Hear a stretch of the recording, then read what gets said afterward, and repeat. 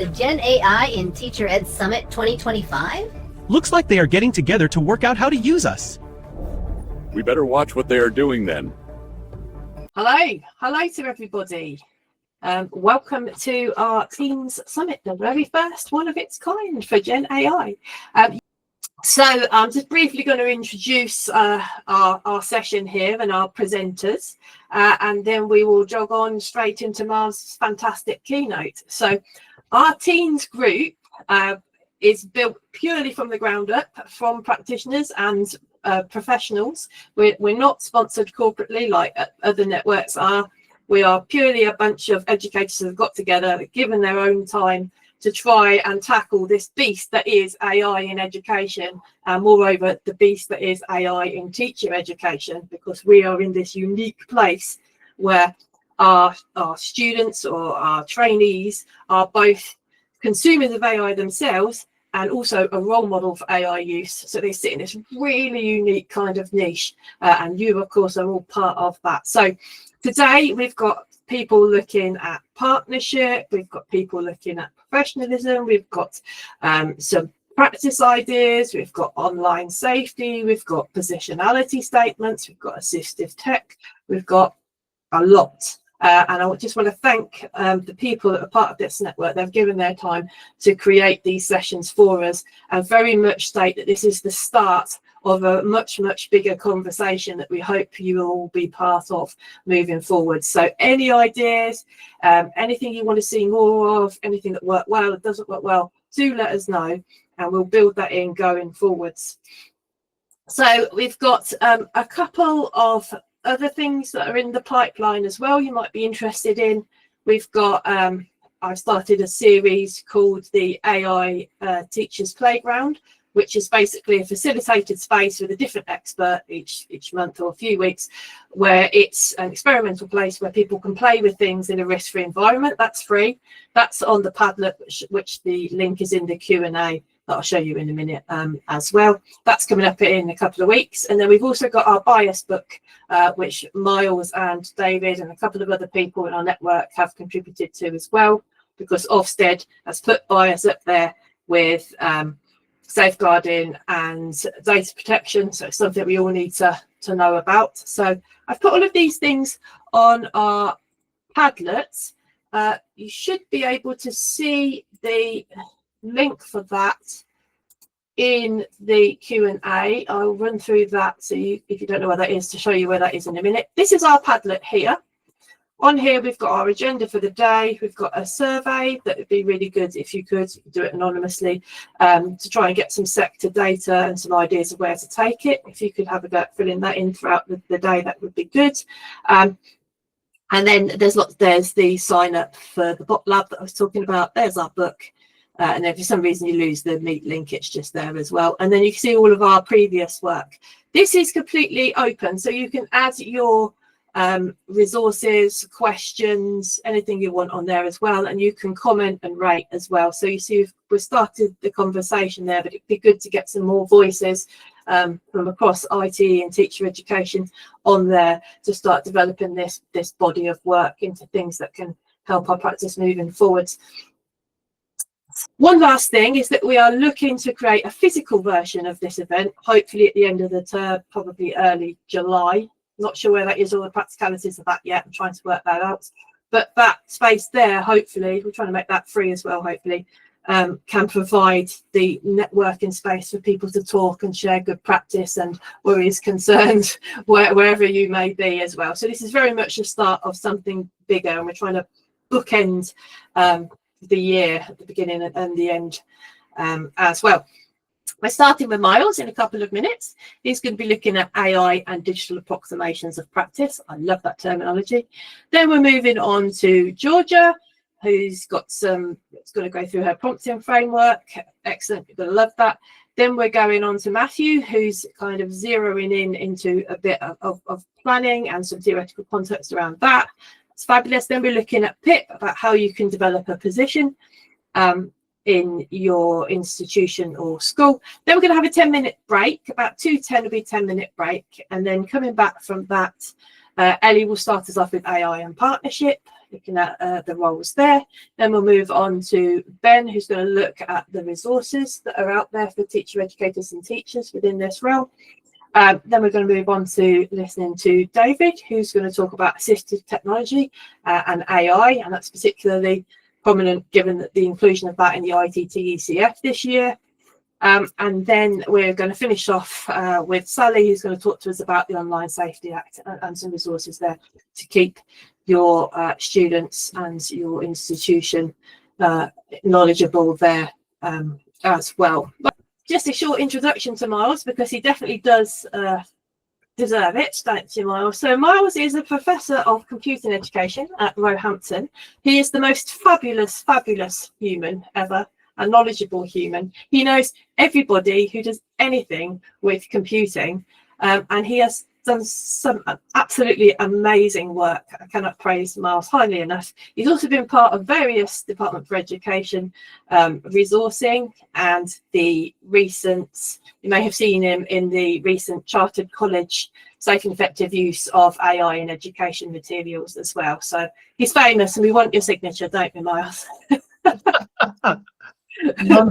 Okay, over to you, Miles. Enough buttering you up. I'm hoping that people can hear me. I can't tell whether people can hear me. So somebody just who I can see, Victoria, a thumbs up would be helpful. I can hear you. Now I've got that from you. That's great. Okay, here we go. So I've been doing this game for a number of years now. So I moved to Roehampton. I reckon it would have been 2009 when the world was really a very, very different place. It seems so long since I've had an opportunity to talk about technology in teacher education. I've just looked through my academic CV. I know I was giving talks around technology in teacher education back in 2011. I managed to find some of those slides online. Let's see whether the Q&A that I have to do now. So fingers crossed, ask a question. So with a bit of, no, that's the wrong set of slides. I will post it later. So it's been a long time. Suddenly this whole artificial intelligence, particularly generative AI, brings this back up the agenda really very, very quickly for us, as this is now something which we ought to be using in our line of work, which our students are definitely using in their academic studies, which they are also using in their professional practice out in school, and they will need to use in their professional practice when they leave us. And of course, it's a big part of what the world that they are preparing their pupils for. So all of a sudden, a technology arrives and we change how we think about these things. My focus for our talk this afternoon is around this idea of using the generative AI to support them in their training, which may or may not be on that long list of things that I said mattered earlier. But before I get on to that, a couple of bits of preliminaries. So I'm sure you will all have had a look at the curriculum and assessment review, which was published, it's like a couple of weeks ago now, very recently at any rate. And then the government's response to that, and that didn't quite get as much attention as the CAR itself did. Hidden in the government's response to the CAR is this thing about the importance of adaptive teaching and assessment and high expectations for all. And then they bury there at the end of that paragraph with a full review of the ITT ECF planned for 2027. So my guess is that something around, there will be much more reference to technology in initial teacher education in the new edition of that. And I think it very likely that there will be some nod in the direction of generative AI and what new teachers need to know about this technology. There is an opportunity for this group, I'm sure, to feed into what goes on to that next set of standards. My guess is that it's not likely to be too far removed from the lovely work which Chiltern Learning Trust and the Chartered College of Teaching did in terms of professional development for teachers, already qualified teachers. Of course, there's nothing to stop you using this with trainee teachers as well. I think they've got a good structure to this, where we start with an understanding of what AI is, and then how it can be used. And then, of course, this really important bit about using it safely, as well as, of course, advice for school leaders in that. It is interesting that they don't talk about AI as something to support inclusion and access to the curriculum, when we know that actually the only bit that gets into the current edition of the ITT is CF. My guess is that the next edition of these materials is likely to include that at the very least. My job is a trainer of computing teachers, so I get to talk a little about computer science, and you're going to have to forgive me here because I want to do the science bit of the talk, because I think there are a couple of things which one needs to know before we get into using bots and creating bots to support trainees in their professional formation. So the first bit is this notion of it is simply predictive text. Okay, it's very, very good predictive text. If I type in here, let me see if I can get this right, because the capitalization and the punctuation matters. I bring into my Markov chain demo here the Wikipedia article. Oh, isn't Wikipedia awesome? I get very, very worried that it's going to get polluted by the generative AIs and how much the large language model firms are drawing on Wikipedia without paying anything back to Wikipedia. Anyhow, off that particular soapbox. So these are the bigrams. These are the two-word combinations that come up in that Wikipedia article. So when the word approach appears, the next word is based 44% of the time, is 11% of the time, to 44% of the time. So we can just look at those byword combinations and generate something based on those probabilities. We put a word down and then roll the dice, and the next word is determined by the previous word. So after rapidly, we choose and. After and, we choose supported, rapidly and supported in a role model. Teaching and other professionals reflect it is gibberish, even though I'm talking very quickly. If I power this up to tetragrams, that's 4-word combinations, we have to look down quite a way before we see more than one option. So we look at the 3 previous words, and that determines the probabilities of the 4th choice here, the 4th word. Once you have the first, second, third, you choose the 4th, the second, third, 4th predicts the 5th, and so on. And so we produce this iteratively, recursively, skills for better socioeconomics outcomes, multiple identities, multiple identities. A teacher educator must be highly competent first-order educator, a good teacher, but also skilled second-order educator. Do you not think this is so much better? And all we're looking at here is 4-word combinations. Of course, ChatGPT, Claude, and Gemini, all the other big language models are way more powerful than just the 3 previous words. They have a huge context window. So let me move over to, I think this is using Llama 3 with 8 billion parameters. And I say 5 ways to improve teacher education using AI. And of course, it goes off and generates text, which we've all come to know and love over the last, 3 years? Is it really that short period of time? What you see here, though, is a heat map of how likely the choice was. So we have here in bullet point 1, by analyzing what? Analyzing was the very likely one. Analyzing data. The probability model said the best word to put down here, the most likely word, would have been individual, and then by analyzing learning. But it rolled the dice and got a low score, and so picked data as its next token to play. Once it has put that token down, the next token, the on, is determined by that one and all of the preceding words, the preceding tokens that we've played so far. The consequence of this, or one consequence of this, is hallucination is pretty much baked into the system here.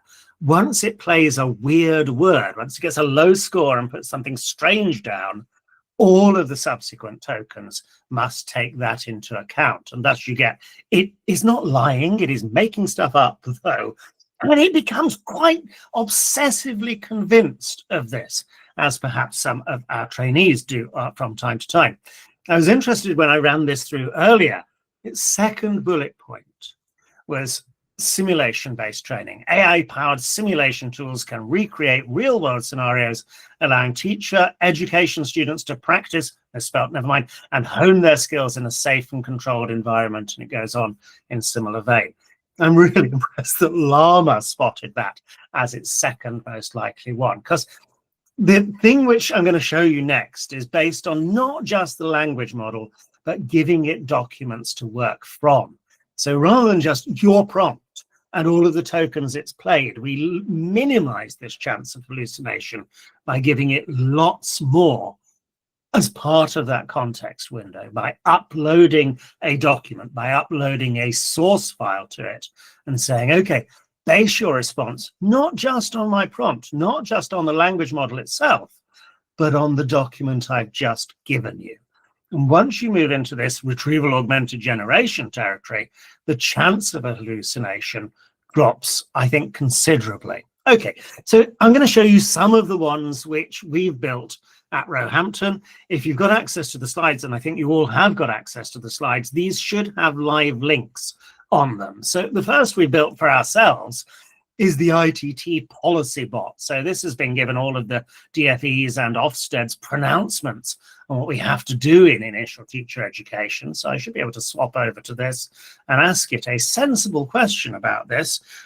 Do trainee teachers need to use AI in their lesson planning? Let's have a look what it says. Okay, and it's coming up soon. Never do live demos for these things. I think it's coming up soon. Yes! Okay.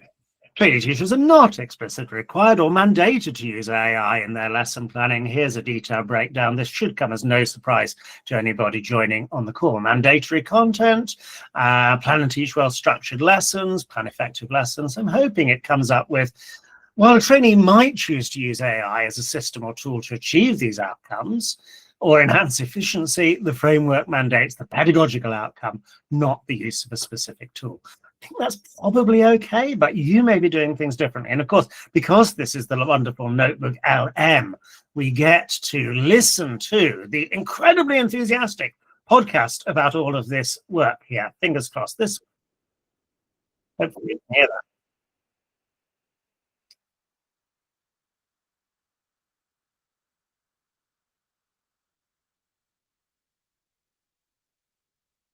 I'm not going to play you all 34 minutes of that. That's something which you can listen to at your discretion. Andy has got a thumbs down. I'm curious about that. So that's one of the ones we've built.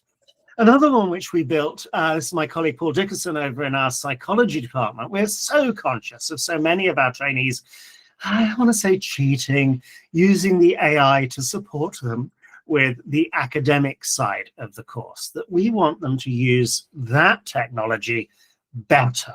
So again, retrieval-augmented generation, they upload the assignment brief, they upload the draft of their assignment and ask the bot for feedback on what they have written so far. This is the sort of thing which they are welcome to do with us as their tutors. Very few of us have the time to do that, but it turns out that the language models are very, very good at giving that sort of detailed feedback on a draft submission, particularly when fed as part of this retrieval augmented generation process, the assignment brief to start from. So this is one from a master's student, and how many of us have had to write in our feedback to our students that they need to strengthen the ontology versus epistemology distinction. Ontological critique is insightful but appears late. Introduce the difference between epistemology and ontology earlier to frame your later arguments. So that sort of really digging deep feedback is very capable of doing it. We don't think this sort of feedback from the language model is cheating, and I hope you wouldn't either. Of course, the thing that students really want to know is, so what mark does this get? Paul has built in very good guardrails, which actually say, do not ever give a grade. We want to avoid the situation where the student says, the bot gave me a 78%, but the tutor has only given me 68% of this. Which of these is correct? Who knows? We may get to the point of the bots at least helping with the essay grading process at some point, but not for us yet. We also encourage students to use it as part of their reading. So I will set them something to read in preparation for a lecture. I've got no problem with them uploading that text to Notebook LM. Again, it would be my preferred source for that, and producing an incredibly enthusiastic podcast version of that. Yes, they will miss important nuance and subtlety, but this makes the academic readings much more accessible than struggling with sometimes quite lengthy journal articles which have not been written for beginning teachers in mind. You may feel differently. More of this later. I don't know. I feel, similarly about lesson planning as I do about them using it to write essays. I feel they do need to learn how to plan and teach well-structured lessons with the emphasis on the plan there. But I will show them the stuff which Oak and the other sort of teaching-specific applications of the large language models do. And without any trace of irony, here is Isla producing a lovely lesson plan with those 3 learning cycles that we know from Oak about how to discuss copyright and intellectual property in Key Stage 4. If anybody should know about this, the large language models should. My worry is that relying on these tools, or even using these to any great extent, takes the thinking out of it, and thus there is much less learning happens when all of the thinking is outsourced to the machine. I think there is a middle ground where they can support us in our thinking rather than doing our thinking for us. The famous Willingham quote here about, memory is the residue of thought.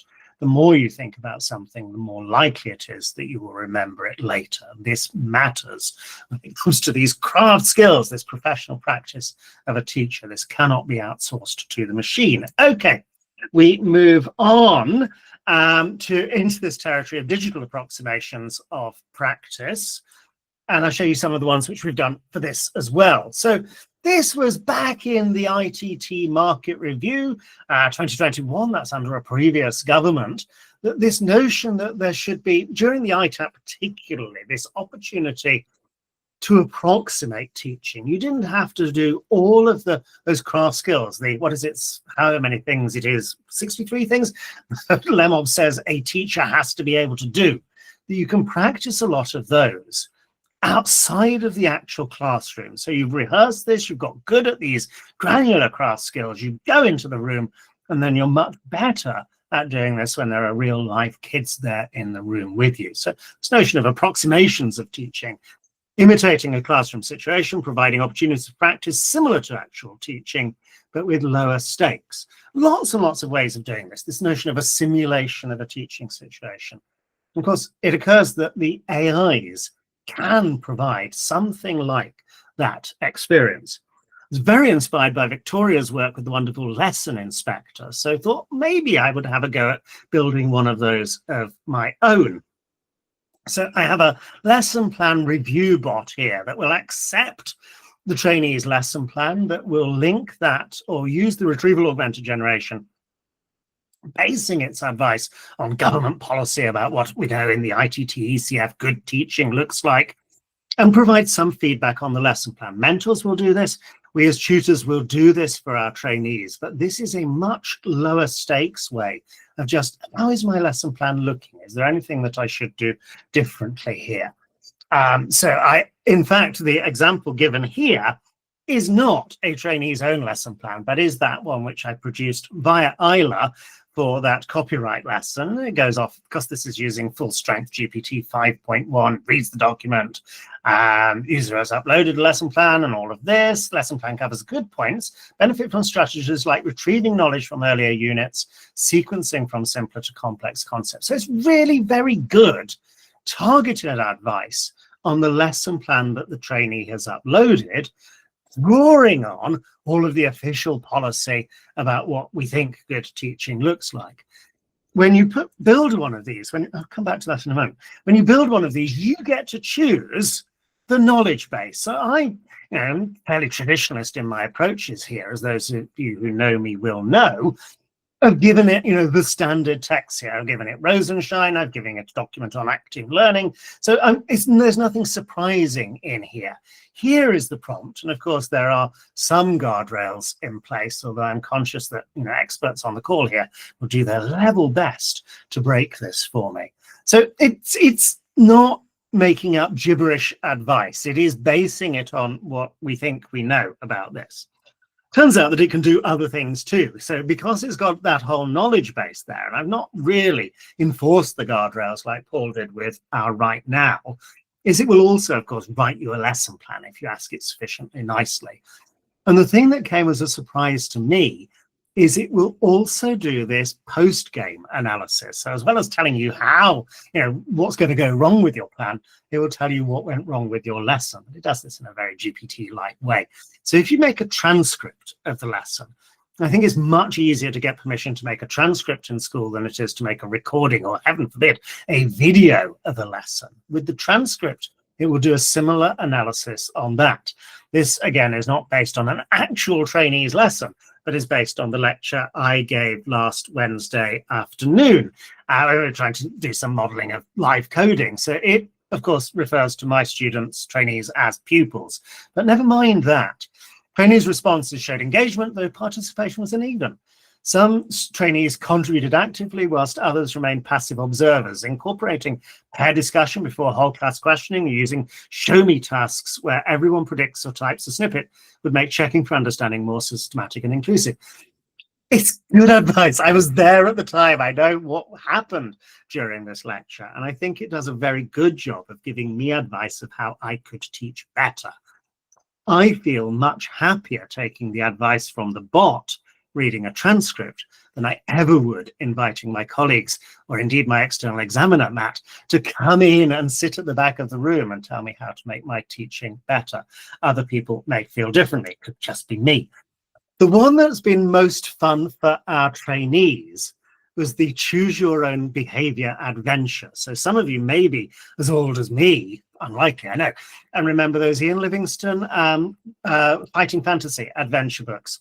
Do you want to fight the dragon? Turn to page 91. Do you want to run away from the dragon? Turn to page 85, and you find your own path through. I've long been a fan for this sort of interactive fiction, and of course you can do this by producing the responses on the fly there. So I've given it 4 starting scenarios, but it's perfectly possible to give it your own. So 2 pupils are fighting in the corridor before the lesson. What are you going to do? So it's going to go off, again, basing it on what it knows about good behavior management strategies, what I've given it in my prompt. Then Jake and Reese. Okay, would be 2 boys. I said pupils, did I not, Victoria? But it's assumed that this is going to be male students who are fighting in the corridors. Okay, so what does it do? Step between them, raise my voice firmly, tell them both to stop immediately. Use a strong, calm voice to instruct them to separate and tell bystanders to move on. Send a nearby responsible pupil to fetch on-call SLT while you monitor the situation from a few steps back. I just watch it direct both boys by name, Jake, Reese, to follow you into the classroom for a private conversation, attempting to remove them from the corridor. So you will all have your own answer to this. If Victoria had enabled the chat, I would have a quick straw poll. What would I do in this circumstance? I want them to be safe. So actually intervening there and preventing anybody actually throwing a punch feels my obligation. So I don't think I'm just going to wait for SLT to turn up. I'm going to go with A, and let's see what damage I do with response A. You don't have to choose from the 4-part list. You can pick and write in your own thing here. Okay, Jake mutters, he started it, whilst Reese shifts his weight like he's ready for another shove. Neither boy has fully de-escalated yet. Other pupils are watching to see what you do next. Now, I've read the Bennett book. He says, get the audience away from this so you can get on. I'm not going to take up more of my time. You can play with this. The link is there on the slides. See how you get on. First time we use this with our trainees, they deliberately tried to break the system. I have put slightly stronger guardrails in subsequently as a result of their attempt to, get it to do something really bad, or see what happened if you did something really bad. So there's the prompt, or is it called a prompt when we put it into a custom GPT? And there's the text over. Oh, sorry. The other thing I can do is just type in stop at the end there, and it should give me an analysis of what I did. To promptly to protect people's safety, that was my argument. Authority and clarity, that's the top that I get to do that. Stopping harm before anything else. DFE, ITT, stress teachers must manage behavior safely. Could have put myself at risk here. Behavior curriculum, yeah, okay. How are you going to actually do that at that point? Okay, typical evidence-informed sequence, and maintain safe distance. So they said do it from the distance there rather than straight up. Okay, so we get advice on this as well, and get to play the whole thing again if you want to see whether you can do better the next time. What else have we built?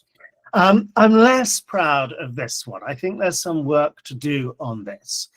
I want to get closer to the how do you practice for the core skills of being a teacher, of imparting knowledge, of asking questions, of directing learning, of engaging interest. And I think it's really hard to simulate that with like 30 different voices. It is worth playing with that. What I have got it to do is have a go at that on a one-to-one basis of can we get to the point of it practicing one of those individual teacher to pupil conversations, you know, when they're cracking on with their work, when they're getting on with something. Teacher walking around the room, getting down to their level, engaging them one-to-one in a learning conversation. It's okay. I think it's tricky for it to play an authentic pupil, because whilst you can say, you know, this is a dyslexic pupil, they're in, you know, year 8, they're not particularly interested in computing or whatever, there's a danger that it stereotypes that in a way which actual kids do not conform to. So I think there's way to go here. But anyhow, the prompt is there in the deck. You can practice with it if you would like. And I have got guardrails in place. Never give harmful, unsafe, or inappropriate responses. Keep the content suitable for a school environment. And the first one I built of these was the teaching interview bot, as a way of giving them the opportunity to practice for their job interview. So with a little bit of luck, that's a post that's advertised locally for a new computing teacher at a good school. And I then think I can click practice interview and it should get stuck into this. Okay, let's start with the practice interview. Okay, what subject are you applying for? And on a good day, I can make it do the voice thing here. So what's it asking? What subject am I applying for? Use the updated uploaded job description. Yeah. Hi there. So yeah, I'm applying for this job of computing teacher, and it is using the uploaded job description. Okay. And I'm not going to be able to do that because there's a conflict between the two things. We could type in responses, but I'm conscious I've only got 5 minutes left. What else do we want to talk about? So that's there, and this is the advice here, and these are the things it's been given as training materials or what to base its knowledge on. It's worth saying that the ones I could find were about how to select for STEM posts, and they are a little bit out of date. So I'm not convinced it's going to do an absolutely up-to-the-minute interview, but it does okay with it. So you were, I'm sure, expecting this to be a more academic talk. I mean, to start with a review of the literature, I've saved the best bit till the end, and let's just talk a little about some of the work other people have done. Lovely paper here about what happens when you get teachers using these ChatGPT and other language model tools, and does that sort of take that thinking out of this process of professional development as well as professional formation. And in this particular paper, they say no, they actually start thinking about aspects of this in a much more critical and thoughtful sort of way. So, you know, they talk about the challenges and the advantages, and then they did the control trial study of, okay, let's look at a number of things which we might think of as higher order thinking skills for teachers and do the control trial experiment. So the experimental group here is those who did the input on ChatGPT, who use ChatGPT, and then there's a control group where it's just the normal sort of teacher training for pre-service teachers. And you're getting a whole number of these where you've got a statistically significant impact on these other measures: self-efficacy, higher order thinking, metacognitive thinking, problem-solving ability, and yay, computational thinking for the control, for the experiment group who had access to the GPT tools. So yes, we may worry that it makes new teachers lazy, but there is at least some empirical evidence here in one particular study that actually this might get them thinking more rather than thinking less. I don't see that as a bad thing. There are other studies which kind of back this up, of actually, if you use it well, it does get people questioning things and thinking critically. You know, this hallucination problem, I quite like that because we know we have to think carefully about whatever output it produces. There's other stuff too. So this is Proxima, who've got another digital approximation of practice thing running. I don't think this is AI powered. I think they've written, possibly had the AI write particular scenarios of this happens in your classroom. And then they're using other trainees to give the feedback on the decision you make. So my understanding of this, never seen it in action, is that it presents a scenario, you type in what you're going to do, and then that gets sent anonymously to other trainees in the cohort who then give you feedback on the response that you gave to the scenario you were presented with. So possibly lower tech, but you could easily combine the two, I'm sure. They've got this at Edge Hill. This is a study, this is a review of this from Edge Hill. There are Edge Hill people on the call. Do tell us more about how this has been going. And where they've tried this Proxima system, digital approximation, did replicate the classroom accurately. Trainees felt that it was an activity that was worthwhile, apply these strategies in their own teaching method. Because it seems so close to actual classroom practice, it seemed a worthwhile exercise for, I think these were primary trainees. And then there is something interesting going on at the moment using Proxima. Pip is at National Institute for Teaching and so may know more about this. But publicly available is like the privacy declaration from the Behavioural Insights team, who have been commissioned by the Education Endowment Foundation to do a nimble trial with like 150 ECTs this year to see whether using this Proxima system actually has some sort of impact on their, I think it's the second year, no, it's during their ECT training, which follows on, of course, from the initial teacher training. The details will come once they finish the trial, I'm sure, but I think I'd be quite optimistic to see a positive impact from that. It certainly seemed worth at least commissioning the experiment there to the EEF. I think this is pretty much where I close, keeping an eye on the clock there. So I never know whether it's Arthur C. Clarke or David Thornburg. I'm a fan of Arthur C. Clarke, so I'm going to say it's an Arthur C. Clarke quote. Any teacher that can be replaced by a computer deserves to be. The asterisk is to say any tutor, any mentor that can be replaced by a computer deserves to be. I've shown you some ways in which the bot can contribute to this professional formation process, but I don't think we're in danger of losing our jobs just yet, because there is so much more that we do. Some of it is about that sort of emotional support for this process of becoming a teacher. A lot of this is about the contextualization. Reading the transcript is really powerful, but is not the same as being there in the room. And so many of these simulation things we would have once done as role plays, with trainees interviewing other trainees, with trainees allowing trainees to practice their questioning and their teaching skills. And I think that remains part of our practice for a long time to come. The QR code, never scan QR codes that you don't know what they do, is my LinkedIn profile. I suspect I am already connected to many of you there. If you want to see the slides again, then it's at the URL on the slide. I have overrun my time by a minute, which of those of you who've heard me before will know is really quite remarkable in my case. Thank you all very much for listening. Thank you. Thank you, Miles. Thank you. I think join everybody in lots of emoji celebrations there. Look at that. Look at that. It's lovely. Look.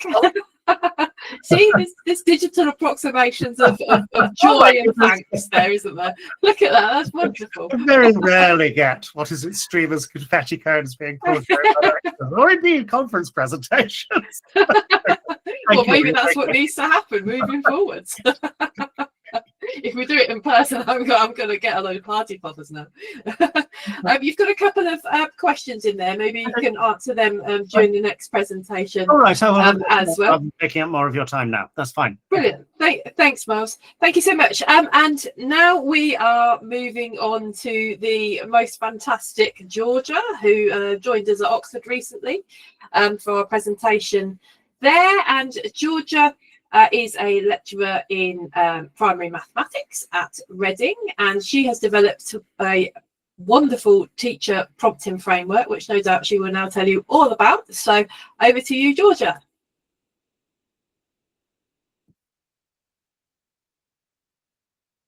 You're muted. Yeah, I'm muted. Okay. Need to do several things there. Thank you so much, Victoria. Can everyone see that screen? of a PowerPoint.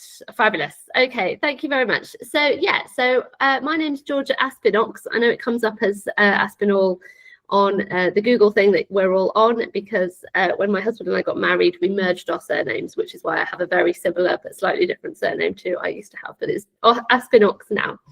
So in this session, I want to share with you all just a few practical ideas of how you can elevate your teaching as a lecturer and theirs, as in the trainees that we teach, with AI. So it's just a lot of shiny stuff that I've come across over my learning journey with AI. So those are the two things. So examples of how I teach trainees about GenAI and how I use it as a lecturer. Slight health warning though. Here is a magpie wearing lead plates. The point of this talk is for you all to magpie from me. I like shiny things. I'm sure you as teachers always like shiny things too, and nifty ideas that you can learn and develop and use to create your own brilliant ideas. But just a reminder that I'm on my own learning journey with AI, so I might be way behind you.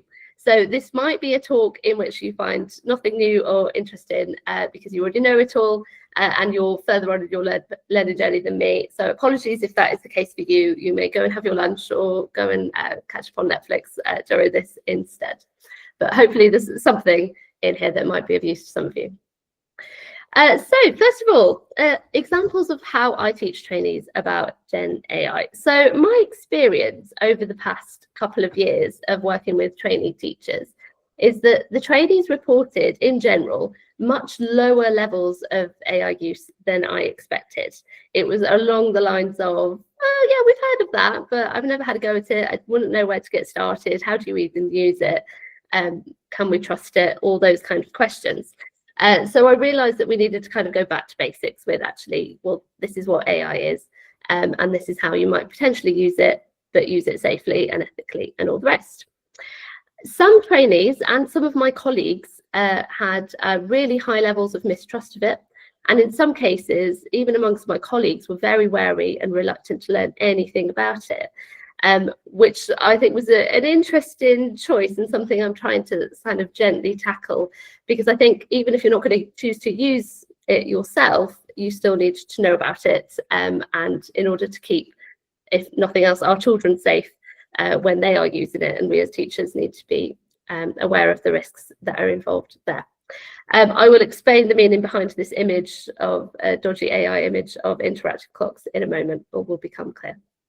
So I thought, so we need to go back to basics. How am I actually going to teach trainees about how to engage and use AI tools to start with? So I came up with a prompting framework, just to teach them this kind of simple skill. But I wanted to make sure that I was doing it in a way that put the human in the loop, so that they knew when they were engaging with an AI tool that they were the most important person in that conversation. The other person wasn't a person at all. And they are still accountable for anything that is produced by the tool. So this is the prompting framework I came up with. Teachers are superheroes, so it always makes sense to have an image of a teacher as a superhero. But this H is because it's emphasizing the human in the loop as part of this prompting framework. So the top 4 boxes are the initial prompt. So what's the task? What do you want the AI to do? Where does the expertise come in? So are you going to ask it to adopt a role like an experienced Senko or an inclusive practitioner or an experienced year 2 teacher? What's the role you're going to give it? Or, and I wanted to make sure this was kind of in part of my teaching on this too, add in your own expertise. There might be something that you know a lot about and you can't necessarily kind of expect an AI tool to know that that's the way you think about things or the way you see things. So bring in your own expertise too, and you'll get a much higher quality product, something output, something that you appreciate much more. Then the audience, who's it for? And then the conditions around it, how do you want it formatted, that kind of thing. And once you've set that prompt flying and it's working on that and it gives you an output, Then comes the human, right? So here we are, we're the human. We're going to engage critically with this output. Is it what we wanted? Is it safe? Is it representative? Is it effective? And then after you've done that kind of check, what am I going to do next? So is the user going to edit it, so take it out of the tool and change things for themselves, change the wording, or realize that actually this is completely inappropriate and not what I want at all, so I'm going to put it in the bin and do it myself? Or can we go back to the tool and ask for refinements? So what follow-ups can you put in to the product that it's created to make it exactly what you want? So let's look at an example. So here's the initial prompt where we want it to cover the task, expertise, audience, and conditions. Here's an example. Write a social story for a 4-year-old who sometimes bites when overwhelmed. Use a dinosaur character who is learning to cope with big feelings. Keep the tone warm and reassuring. Here's my question to you, the audience. Do you think in that prompt I have covered the 4 things that I said we need? Do I have the task in there? Do I have expertise in there? Have I told the tool about the audience and the conditions? Everybody's saying no. What am I missing, guys? I'm seeing some thumbs down. Somebody said no expertise. Now, that's really interesting because that's sort of what I've been learning in my use of the tools, is that you don't necessarily need to tell it to act as a particular expert. You can still include your own expertise in other ways. So what I would say about this prompt is it's this. I would say the task is writing a social story. The audience, for a 4-year-old who sometimes bites when overwhelmed. The conditions, keep it warm and reassuring, but I'd say the expertise is this. I'm an expert on that child. I know they like dinosaurs. Here's my expertise. But also with these words, who is learning to cope with big feelings, actually, I think I'm showing there that what I'm trying to get at with this story, it's not about labeling somebody as bad who bites or as naughty. I'm showing that my expertise is I want this to be a story that helps the child learn. It's about a learning journey, and that's what I want the person who's reading it to read too. You might disagree with me, but that's where I'm currently coming from. And I'd love to hear different views if anybody disagrees. So this is what I got. So this is Dino learns what to do with big feelings. And the tool I used, by the way, was ChatGPT. Have a little read of it. I'm going to read it in a primary school voice because that's my background. But if you don't want to listen to me, put your fingers in your ears and just read it for yourself. Dino is a small, friendly dinosaur with a big heart and sometimes big feelings too. Most days, Dino feels happy. He likes building tall block towers, zooming around outside, and giving the softest Dino cuddles. But sometimes, Dino's tummy feels tight. His hands get wiggly. His head feels loud. These are big feelings. When big feelings get too big, Dino sometimes wants to bite. Biting is Dino's way of saying, I need help. But biting can hurt people, and Dino doesn't want to hurt anyone. So Dino is learning new ways to help his big feelings calm down. When Dino feels a bite coming, he can try taking a big Dino breath in through the nose, out through the mouth, slow and gentle. Squeezing his hands, squeeze, squeeze, squeeze, let the energy out safely. Using his words, I need space, I feel cross, help please. Biting his chewy toy instead. Chewy toys are made for chomping, friends are not. Dino practices these things every day, and everyone around him feels proud because Dino is growing, learning, and trying his best. Sometimes Dino still feels overwhelmed. That's okay. He can try again next time. He's not a bad dinosaur. He's a learning dinosaur. And with each breath, squeeze, word, or safe bite, Dino feels a little calmer, a little braver, and a lot more ready for whatever comes next.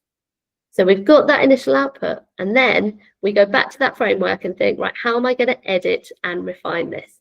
And I think that is completely down to you as a teacher. This is a hypothetical child.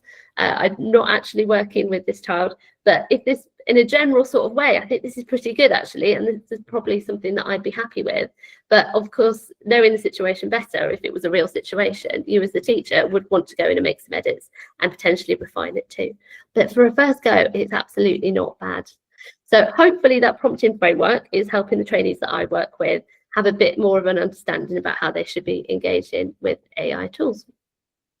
Right, the next thing I'm going to talk about is Claude artifacts, which is something I've just kind of become a bit obsessed with. And I've been teaching my trainees about it, and they've become a little bit obsessed with it too. So if you already know about Claude artifacts, this is definitely time to go get yourself a cup of tea. But if you don't, then stick with me. So Claude artifacts, if I go on this here, oh, I need to share a different screen to share it, sorry. Bear with caller. So here's my Claude account. Claude artifacts is basically a way of vibe coding and making apps that you can use to make interactive or visually amazing kind of things. So for example, I said to Claude, make me an artifact of an interactive clock for a year 4 lesson on telling time. Probably wasn't thinking very much about my prompting framework there, but it did the job all right. So here's what it made. It made an interactive clock literally within seconds, because it just coded it all for me, something I would never have been able to do in a million years. It's definitely not my expertise. And with this one that it came up with, you can set the time by moving it along this, or you can give it a random time. You can show the real time on it, or you can hide the digital time. There's all sorts of ways it can be used. And that's from me not giving it very clear instructions at all. Actually, if it was something that I wanted particular functionality from my interactive clock that I was going to be using in my lesson, then I could put that in too.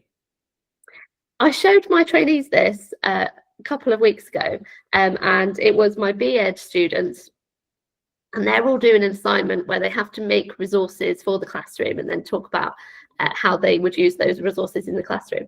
I showed them this, and loads of them have shown me what they've put together for their assignments already. And it is death by interactive clocks. Literally, they're all having a go, and it's just this one. I was like, okay, this is great start, guys. But actually, what AI is really trying to do, or I'm trying to do with it at least, is enhance my creativity. So use this as a starting point. You know it's got this functionality, but now if you know it can do this, go and see what else it can do. Play around with it for yourself.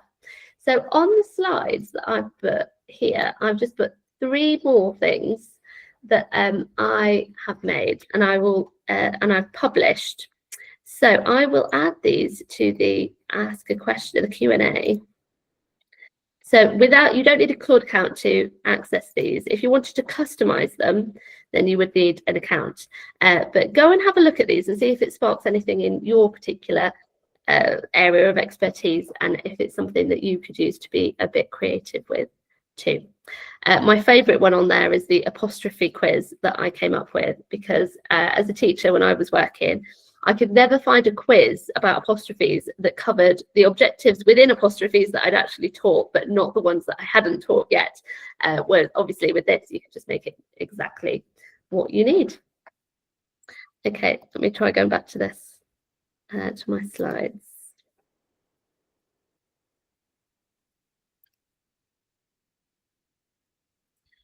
Okay, so this second section, I'm going to be talking about examples of my use of AI as a lecturer. Just because I have lots of conversations with colleagues about, oh, you're using it a lot, aren't you, Georgia? Like, how are you actually using it in your work? And they're always quite eager to learn about more. So I thought potentially people on this call might want to see a few examples of how I've used it too. So the following are excerpts from my lecture slides where I've used AI in some way. The blue boxes that I've got on each slide describe the way a tool has been employed. And I put those in when I was making this slideshow for presentation today. But then I thought, actually, a box of how I've used AI in this particular section of a lecture, maybe I should just be putting that into my lectures as standard, so that I'm being really transparent with my students about how I'm engaging with AI and using it for their lectures. Something for me to think about for sure. And I'll explain why I've included that picture in a moment. So first of all, here's just something from a lecture I was doing, a maths lecture on teaching children who have English as an additional language. And I asked it to describe the different types of words that might be difficult for children to understand. So to come up with some examples and why they might be tricky and need pre-teaching or explicit instruction on in a lesson. And I thought they were great examples. So that's what I used it for there. This one is a quote. Every curriculum choice is a message about who and what matters.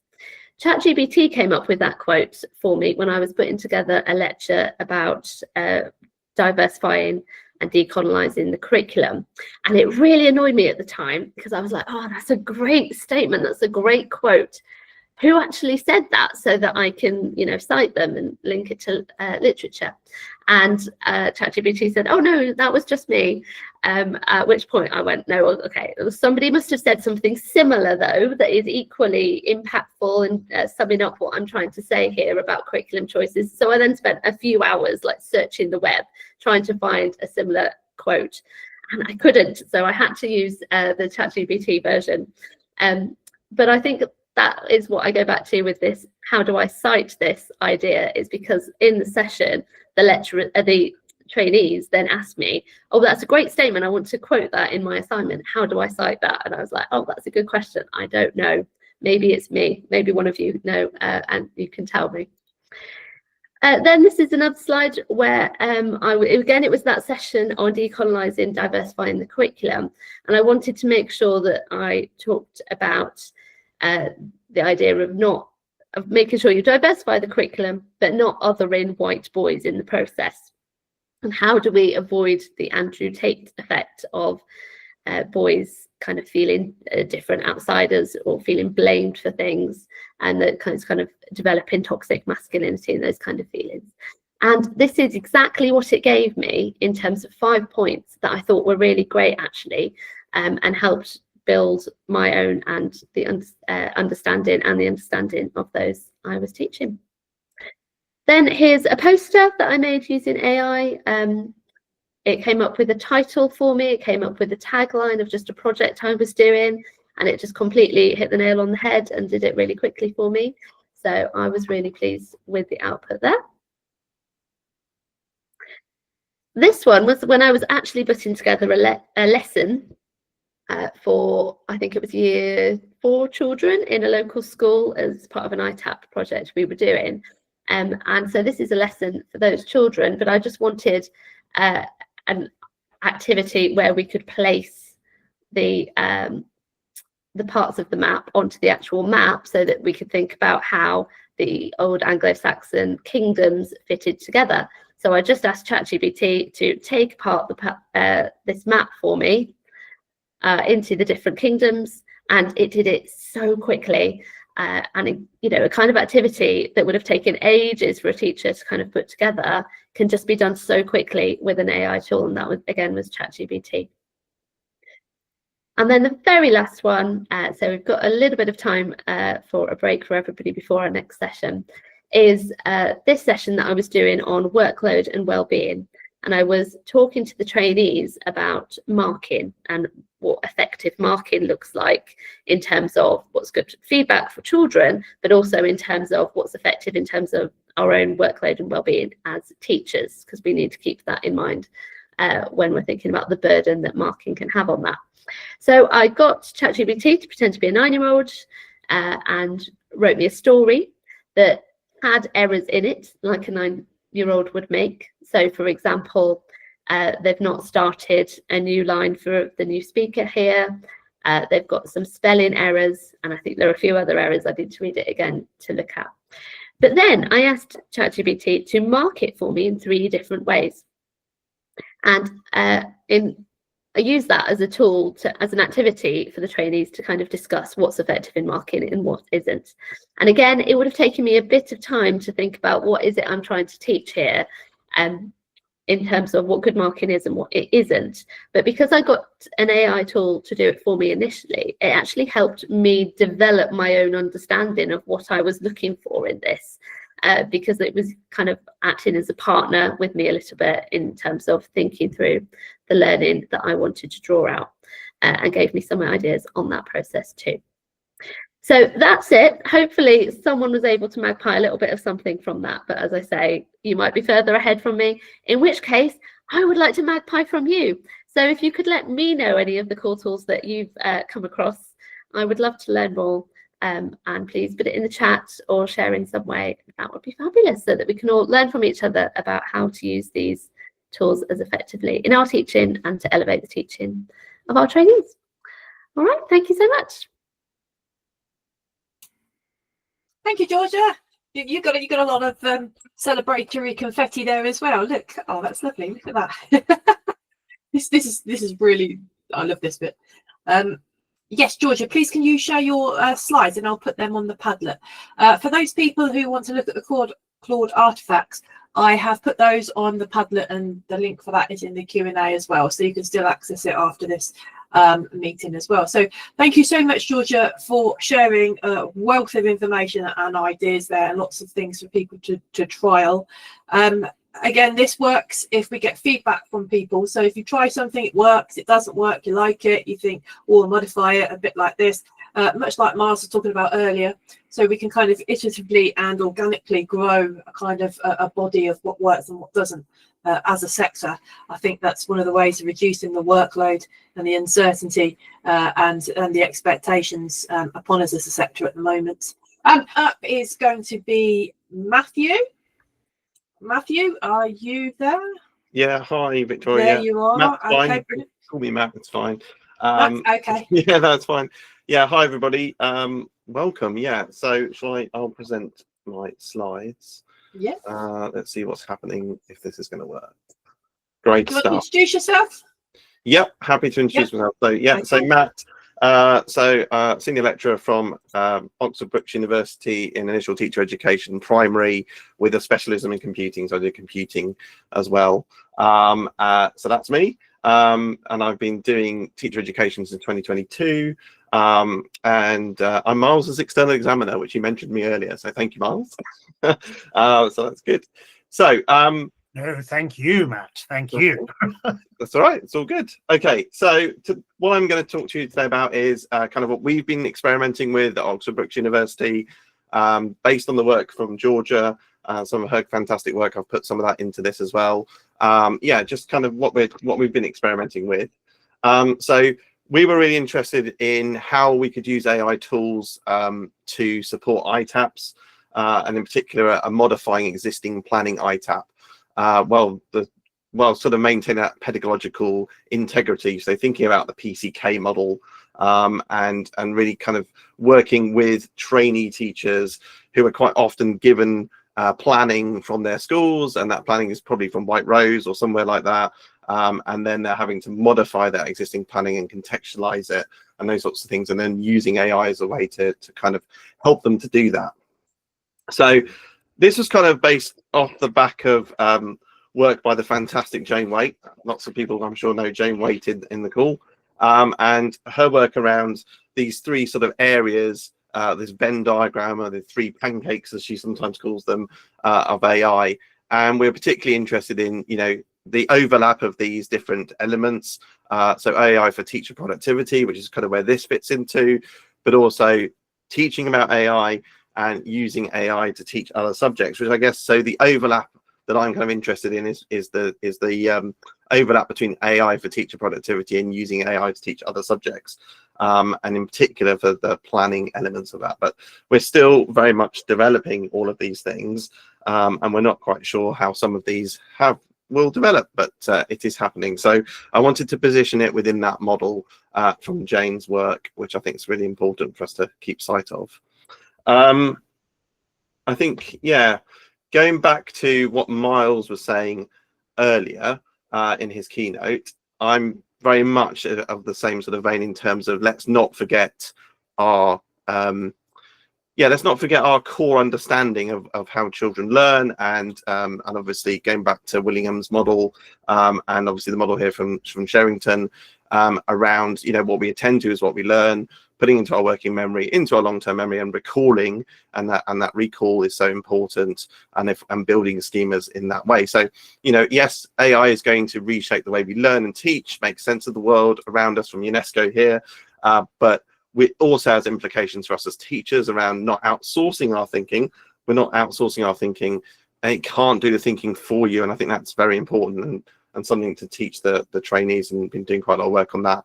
And this over-reliance will obviously limit the human-centeredness, and we mustn't lose sight of that human-centeredness. And I got a framework where I'm thinking about how we work with AI to keep that human-centeredness. And obviously then going back to what also was mentioned around ethics, the accuracy and the bias and all those elements of it, and the safeguarding. So yes, definitely, let's not lose sight of why we're here and the good stuff that we already know about how we teach children. Yeah, I think that's important as well. This quote at the bottom, like, AI can't support reducing cognitive load. Sorry, can support reducing cognitive load. It's very good at that in lots of ways, but it obviously can't replace the human thinking and the mean making there in particular. So that was quite interesting. So we were looking at this from an ITAP perspective, as I said before. So to bring us back to what we're looking at, so this idea that we've got this ITAP, intensive training and practice, and it's around modifying planning, and it comes from a planning ITAP that they did in year one. So in the first year of the BA program, they did this ITAP around planning. So we've learned how to use the planning pro forma, what makes a good lesson plan. We've done lots of work around IVU lesson planning. You know, we've looked at it's a cognitive process, not a tick box exercise. We've looked at that as well. Lots of work that we've done, and then our second year have been looking at this ITAP around you know, modifying existing planning, as I said earlier on, and this notion that they quite often can design and follow a lesson plan. So we know our second year students can design and follow lesson plans because they've been doing it and doing it in placement, but we wanted them to modify what's there. We wanted to move off a little bit off our Brooks pro forma planning, using schools planning more effectively, just to make them more productive in that sense. But what we were finding was that they were becoming more sort of activity driven, as opposed to learning driven. So that's that idea of the you know, the pedagogy and the PCK, pedagogy content knowledge, and making sure that the learning is driving the lesson. And so yeah, so making a scratch game instead of teaching sequence and debugging was my example there from computing. And we wanted to support their confidence, and we know that self-efficacy within our subject areas that are not core in primary. So the self-efficacy, for example, in computing at primary is very low, and I wanted to use AI to support some of that as well. Obviously, you know, not being reliant on AI tools for subject knowledge, but using it to help scaffold their subject knowledge. I think that's important in that sense. And we wanted them to work co-create or co-plan with the technology, with their teacher mentors, in order to build confidence, but obviously then build that critique and refine planning, and not just reproducing it, you know, as it kind of comes out of the output. So we wanted to make sure that they critique that and they refine it based on what they've learned from their first ITAP as well. So yeah, so we weren't going in like cold, but we wanted to go in and now, you know, refine. It's about just sort of refining their practice in this sense. So looking at some work from CELIC 2023, we were thinking about looking at the TPAC model. We really like the TPAC model for integrating that technology and the PCK together. I think it's a really great model, and looking at ways that the TPAC has been extended to incorporate some of the AI elements of it. And this model here, the 5-part model here, looking at the second part in particular, which is this intelligent TPK.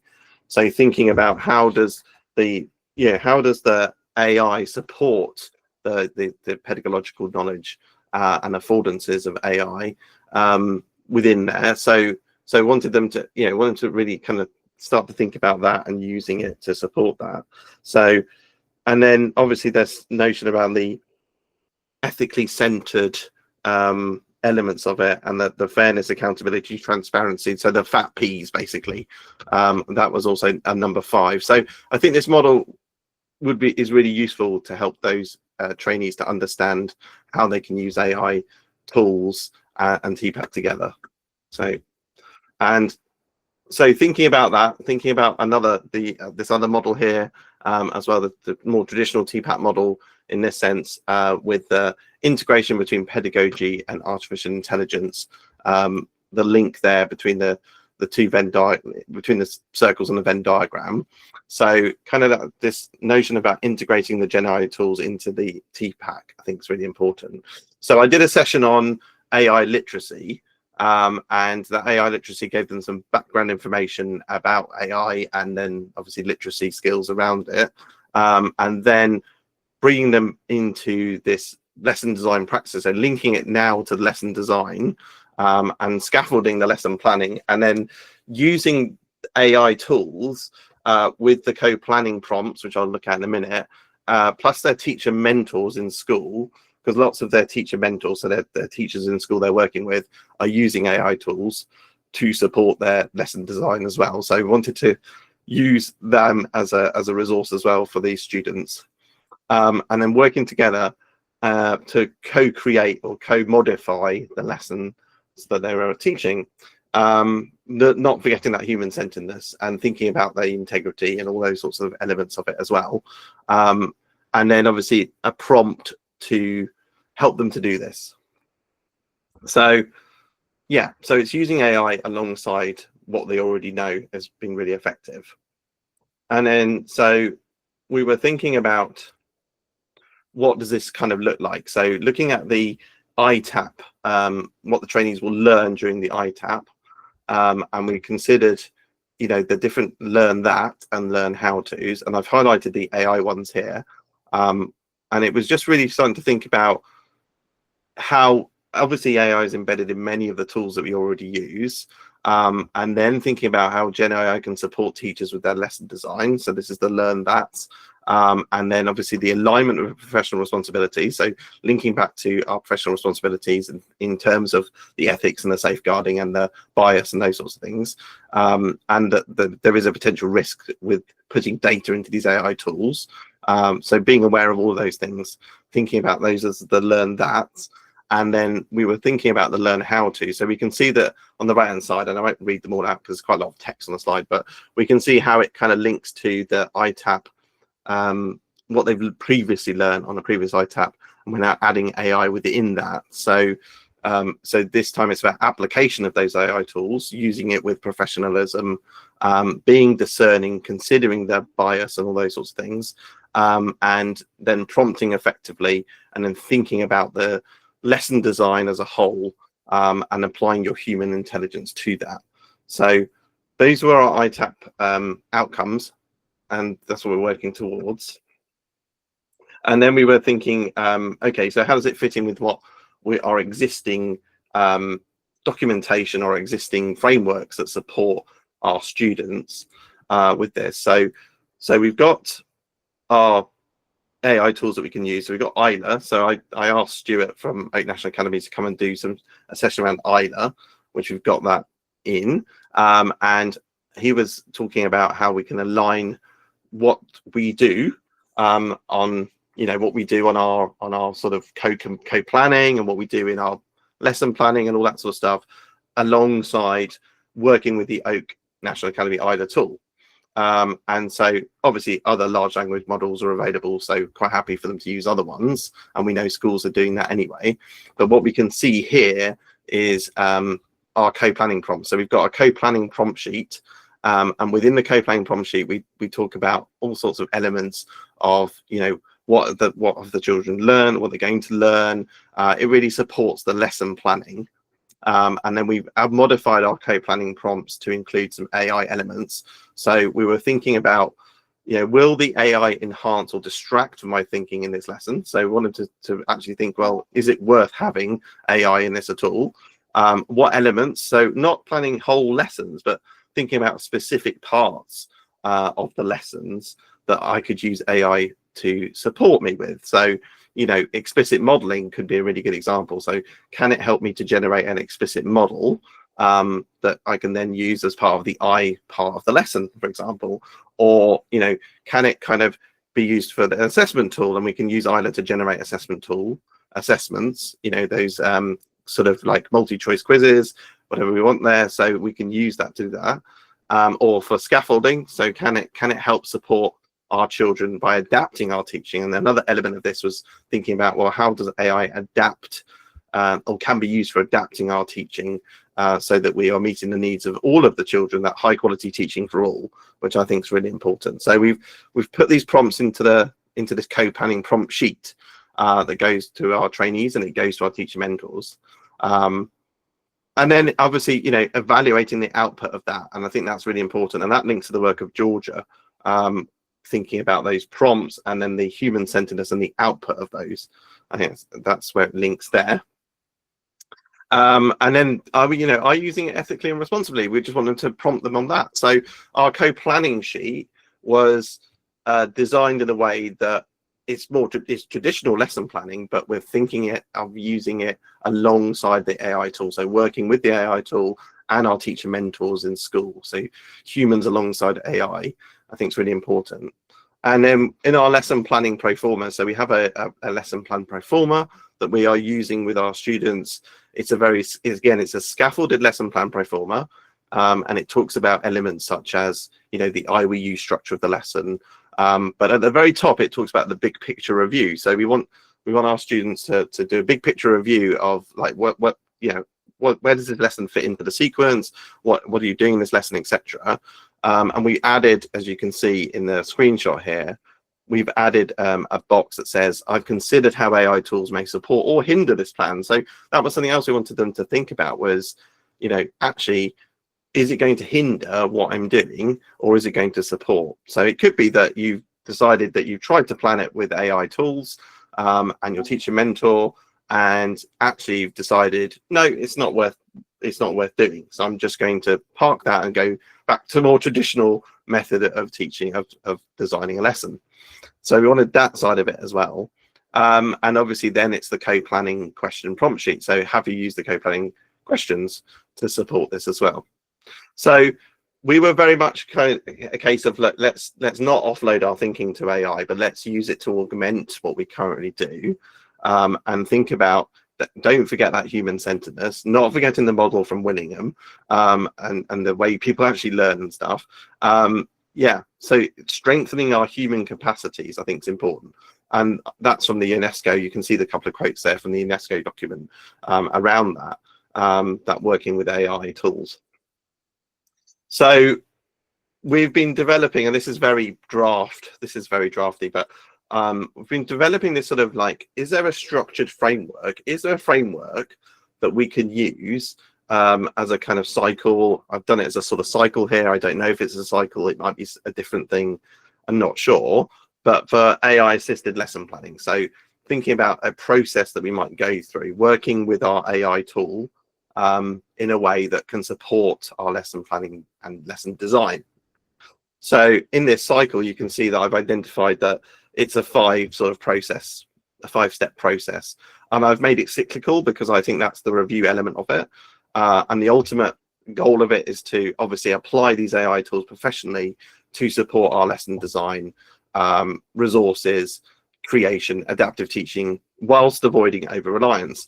And then I'm thinking, well, okay, well, let's start with, we're going to identify the core learning, and then we're going to consider, prompting the AI.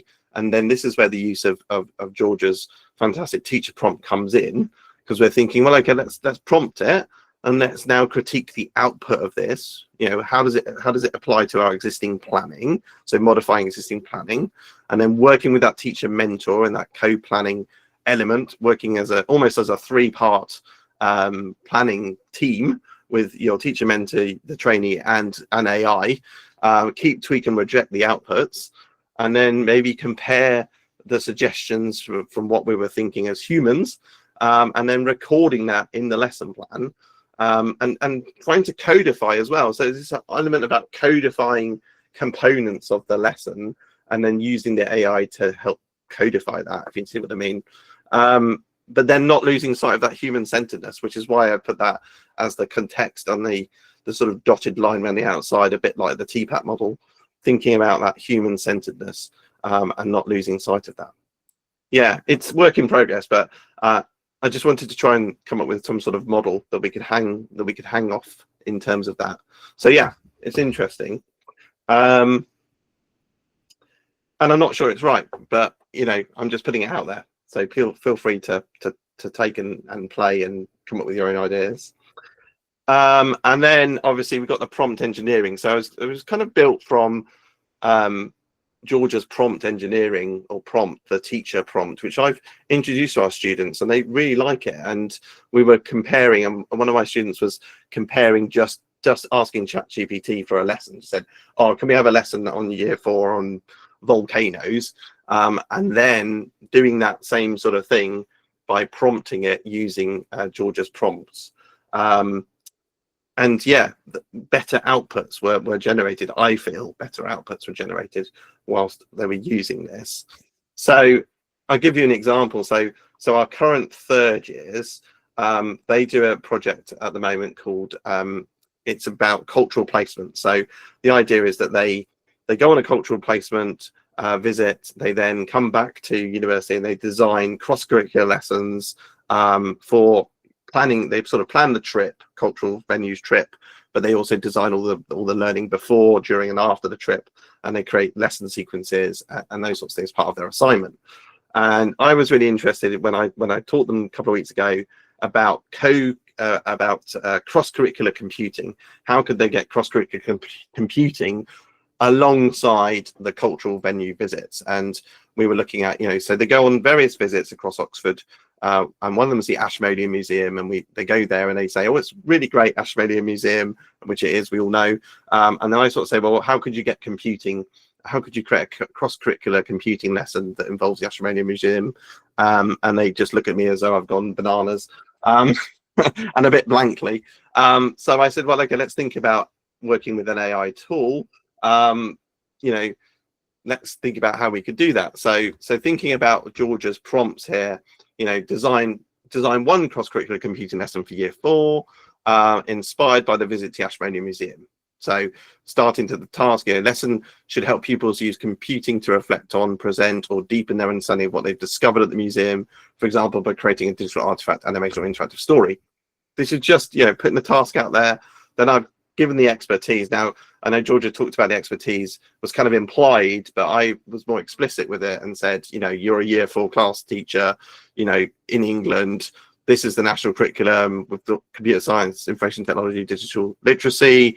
We want to design a lesson that uses digital tools creatively, purposefully, for example, Scratch, but Creator, whatever. Okay, so I was more explicit around the expertise, and I could be, I could be more defined there. I could take out, actually, I want information technology as a particular focus in this sense.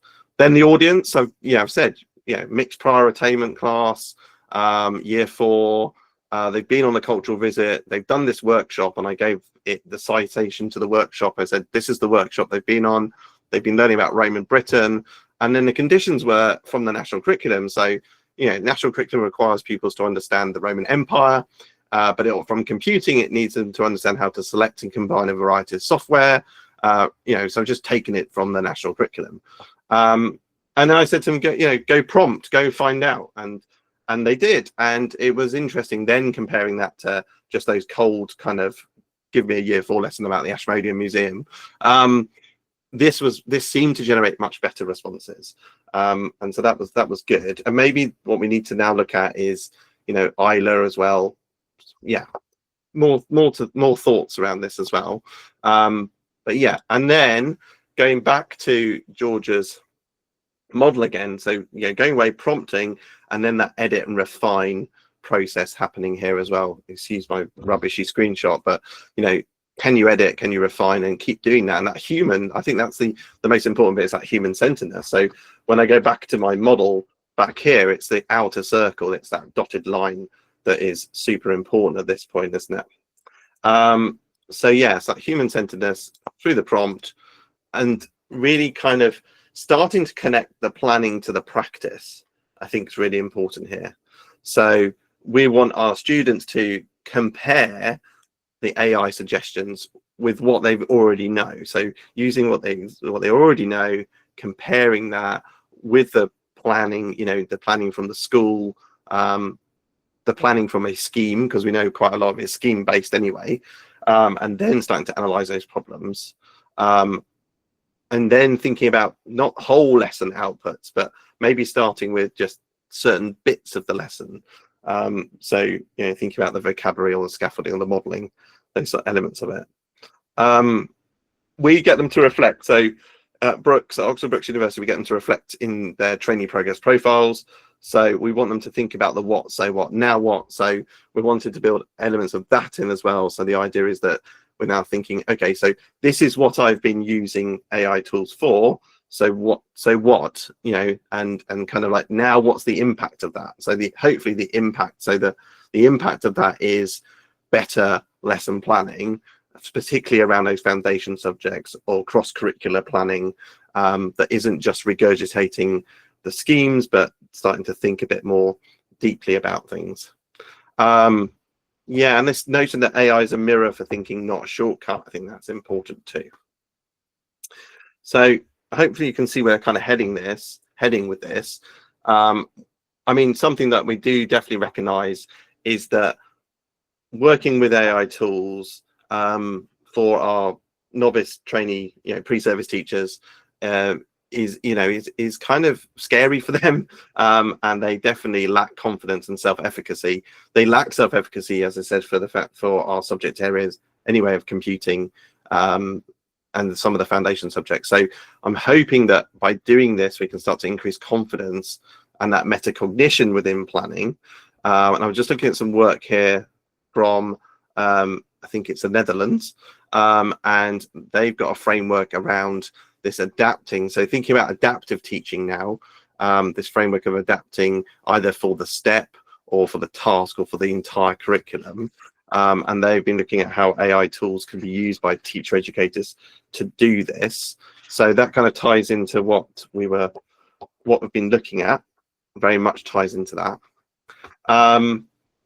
And then some other work, this is just directly lifted from the report. So they've written a magazine actually, and it's around, how have teachers kind of considered the tasks and using AI, and they've kind of gone down this sort of SAMR model, this sort of like, substitute, augment kind of model, where in this case they're talking about replace, complement, and augment, and using AI to do that. And I think that kind of fits into my model.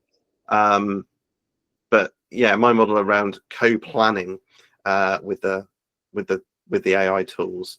So is it replacing, is it replacing elements of the lesson, or is it complementing it? But I think mostly it's augmenting. It's around augmentation of lesson planning with AI tools, as opposed to replacement or complement. But yeah, again, I don't know. More research is needed, isn't it, in this sense? This was some AI lesson planning success criteria. So we're just thinking about, plan, critique, and adapt. So always keeping sight of learning first, making sure that we're moving away from this activity driven. We don't want to end up with Grecian pots. We don't paper mache stuff. We don't want to end up with that, but use of AI assisted lesson planning, having a framework for that. So that framework that I sort of created, using that framework, using the co-planning tools, using obviously Georgia's teacher prompt or something similar, thinking about the tools that we are going to be using to generate our lessons, and that critique's really important, and recording decisions. So yeah, really important stuff here. And just to finish off with, I was just thinking about how it links to the ITT ECF, and there's some references for those that are interested. But thank you for listening, and probably there's more questions than answers, but we're just very much experimenting with things at the moment. But thank you very much for that, everybody. Thanks. I'll stop sharing. Thank you, Matthew. That was such a lot to unpack there. No pun intended. I know. It's hard. That's terrible, wasn't it? Sorry about that. Sorry. No, there was a lot, and I just think there's a lot of questions, and I know I've answered any, but I've maybe created some more. I don't know. Yes, we do have time, a couple of minutes. Pip is due to start at 22, so we've got time for a couple of minutes. If anybody wants to type anything in the Q&A, we did have a bit of chat going on there about Isla and what people think of Isla. Does any of our speakers or you, Matthew, want to have a chat or come in on that? Or otherwise, if somebody wants to put another question in. Yeah, no, I think Isla's, it's a long way to go yet, I think, in some ways, but in other ways it's quite nice what it's done with it. I was watching Stuart demonstrate it the other day to our trainees, and it is much better than the first version he showed us a year ago. It does come up with some pretty good stuff. It does, it uses what's in Oak National Academy's library of lessons. I mean, it does build from those, and it builds from the national curriculum. So I think it has the potential to be really powerful. I know they've now created it so that you can go into, when you choose a lesson through Oak's kind of store of lesson plans, you can then ask Isla to help you to create a summary of it or an assessment tool from that lesson and so on. You can pick now, sort of pick from a drop-down list what you'd like it to create. So I think it's a watch this space. I think the issue they've got is that they need more development. It's a development team behind it. And maybe they need buy-in from a big AI company, maybe Open or Google or somebody to help them to develop it further. I don't know. That's my take on it. I'm sure. I think from speaking to them, the major selling point that they had was that you could be involved throughout the creation journey. Yeah. And the fact that they had the huge content store to draw from, which is obviously something that the DFE has in development in the background, isn't it? The content store. That we need to learn more about that. Do you know any more about that, Miles or Matthew? Well, there was like 4 million put aside for building this content store, which is really meta tagging existing open resources. The issue I have with this is that the stuff that secondary school teachers really want in the content store of exam papers and mark schemes and examiners' reports and GCSE and A-level specifications all belong to the exam boards, so cannot be sucked in to the content store. DFE really do need to strike a deal with these people. Exam fees come out of the public purse. That's just a very relevant point. It seems to be a limitation for us at the moment as well. So, it's a clapping coming on in emojis. That's great. Has anybody got any other comments or questions they'd like answering? Oh, Miles, that's lovely. It's beautiful what you've put in there. Do you want to read that out to us? No, because a nice segue into Pip's speaking. So Matt talks about we don't want Greek. What was it you said? We don't want Greek pots. We don't Grecian want pots. It's Keats's Ode to a Grecian Urn is not entirely irrelevant about how inanimate objects can inspire us to, I want to say creativity, but there may be more to it than that. I am not a literary scholar by any means, but you may have struck on something there, Matt, intentionally or not. Well done. Thank you. Thanks. Right, it's with great pleasure that I now introduce Pip Sanderson, who is a most fabulous person at the National Institute of Teaching, who works with a huge amount of trainees and ECTs and teachers across all realms of their professional development as well. So there's a wealth of experience with Pip. Pip is going to talk with you about developing a positionality statement within teacher education. So with great pleasure, I now hand over to you, Pip. Hear me? Wonderful.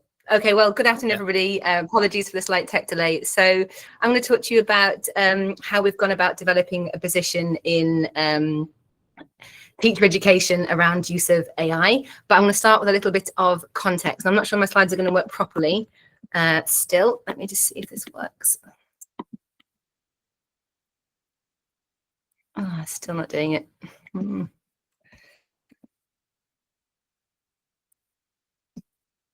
Right.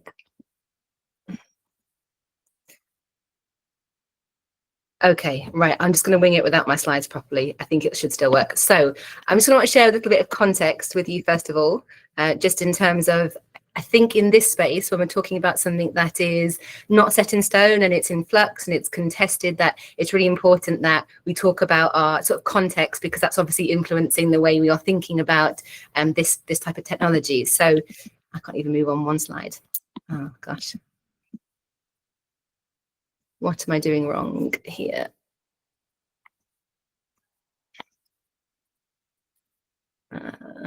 So at the moment you're just in editing. So if you click on the next slide on the left, on the far left there. Yeah, nothing. It's just not doing anything.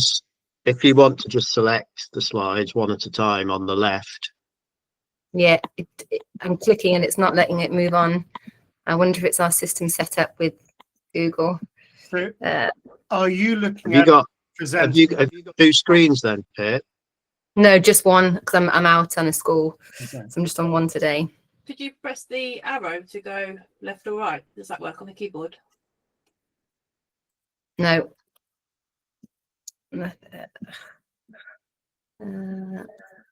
you want to close PowerPoint and open it again? Try that again. Good shout. Let's do that. Just don't close Google Meet. Just I've close just PowerPoint and open it again. Let's try that again. So there we go. Right, let me try entire screen in case that helps. And I'll just switch over to my PowerPoint.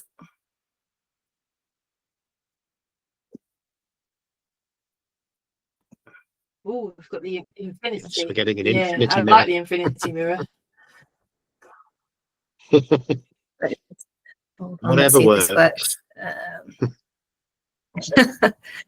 Okay, so can you now see that as a PowerPoint? It's opening. Yeah. Yes, Yeah. we can see that. Okay. Yeah, Brilliant. yeah, there we go. Look, it looks like it's working now. Okay. That's an Okay. okay. Excellent. Hey! Great, okay.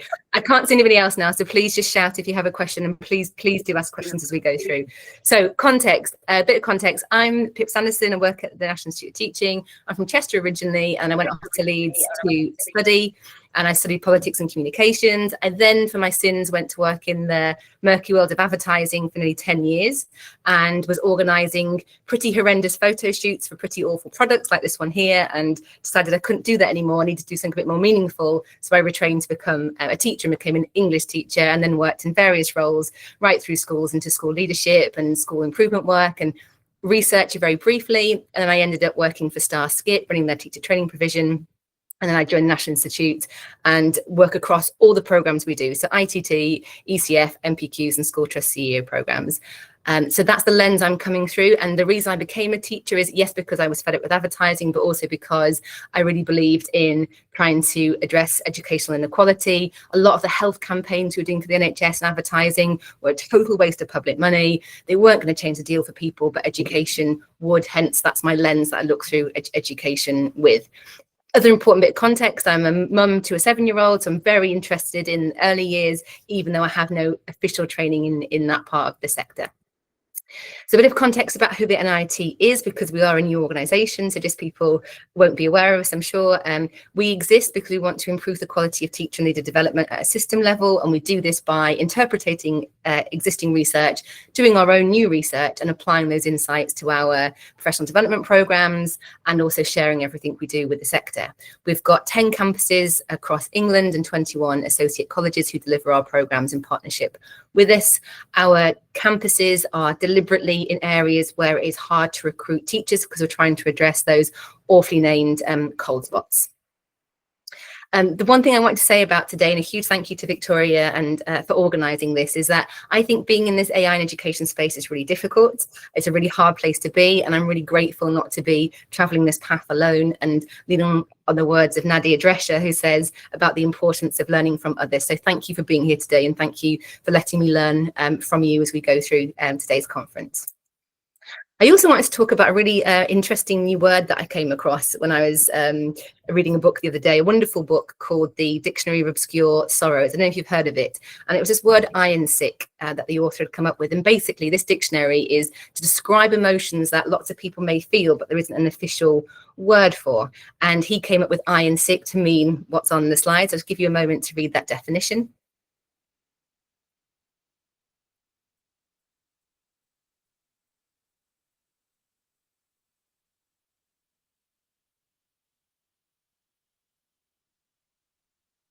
And that might not resonate with anybody else on the call, but that really resonated with me in terms of how hard it can feel sometimes to be navigating this space.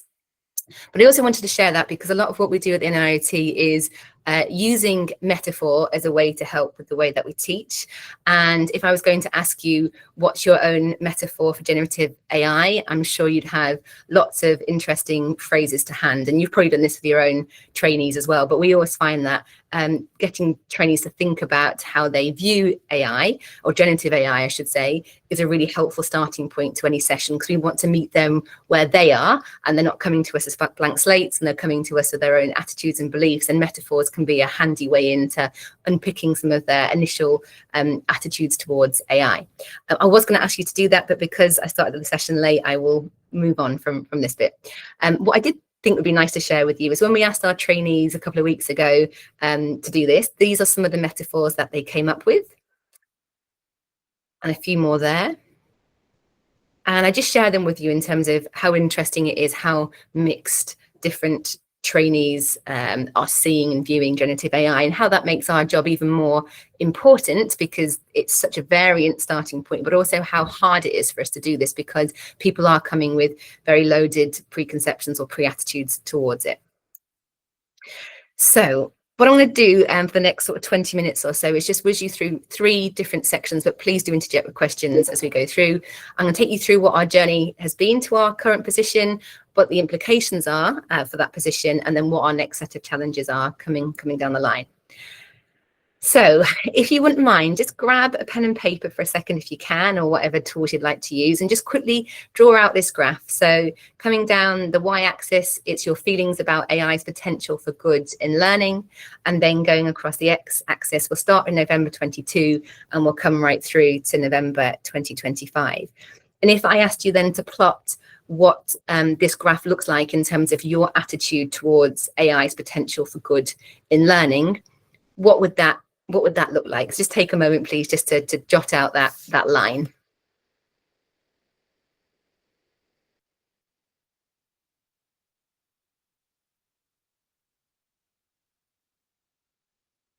And this is also something we ask our trainees and our teacher educators to do, because we want to make the point that it's absolutely okay for that not to be a straight line. And the idea that part of the criticality we're trying to inculcate in our trainees is the ability to change your mind, and that not to be seen as a weakness, which often is portrayed as a weakness in the media, but actually that's a really important part of your professional growth and your confidence in your own learning.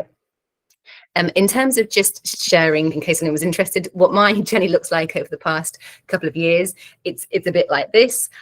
Starting off very, very concerned that it was the end of the world, really, when I first learned about ChatGPT, and then thinking, oh my goodness, this is going to solve all those horrible problems in education we've been working so hard to try and solve, and getting really excited and hopeful, and then actually starting to learn a lot more about how the LLMs actually work on both a technical and an ethical level, and starting to see some real concerns in terms of when we were running hackathons on behalf of the DFE with groups of teachers and leaders. I've never seen such an emotional response to a CPD session, where in the hackathon they're working to solve a common problem in education, and like open mouth, tears, like real emotion in the room of what a game changer this is going to be for them, but seemingly not a huge amount of consideration to the potential unintended consequences, and the preparedness to put in safeguards, and the preparedness to think about how this might solve short-term problems but create even bigger ones in the long term. And given what we know about how busy schools are and how desperate they are to solve problems and such well-intentioned actions, but the pressure cooker they're under to make those decisions, it made me deeply worried for the implications of on our young people of this technology being implemented badly, but obviously, unintentionally badly. Nobody wants to implement this badly, but can we really protect from the worst of this technology and just harness the good? Now, this technology is amazing. I'm continually impressed by what it can do, but I am also deeply concerned, particularly for our trainee teachers, of where it may be unhelpful in their careers. Let me skip on from that. So when it came to our own position as National Institute of Teaching, we wanted to start from what we believe and know to be true.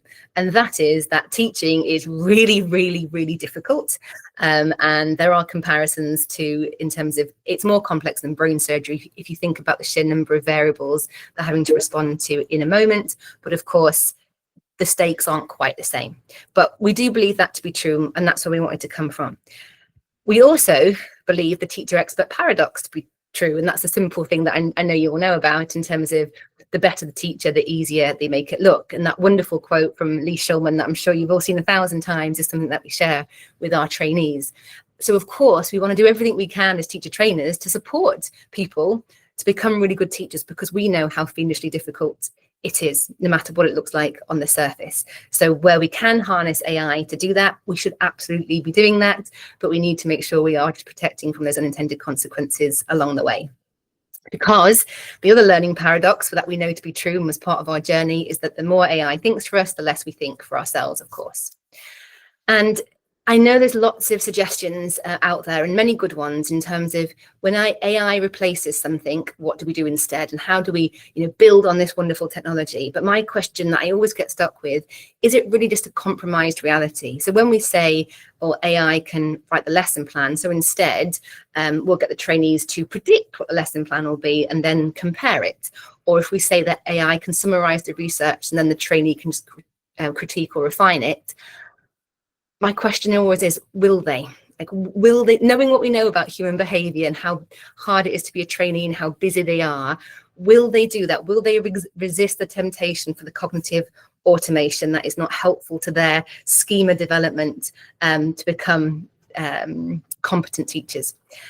And also my second question that comes to mind is can they? So for that second example, where AI summarizes a piece of research and the learner, the trainee, critiques or refines it, what are they critiquing or refining it based upon? If they haven't built up the body of knowledge yet, because they're really early in their careers, it's going to be a shaky grounded critique, and therefore how helpful it is to them. And also because they haven't got those robust mental models yet, how can they quality assure the output of the AI in the first place, and how can we support them to do that?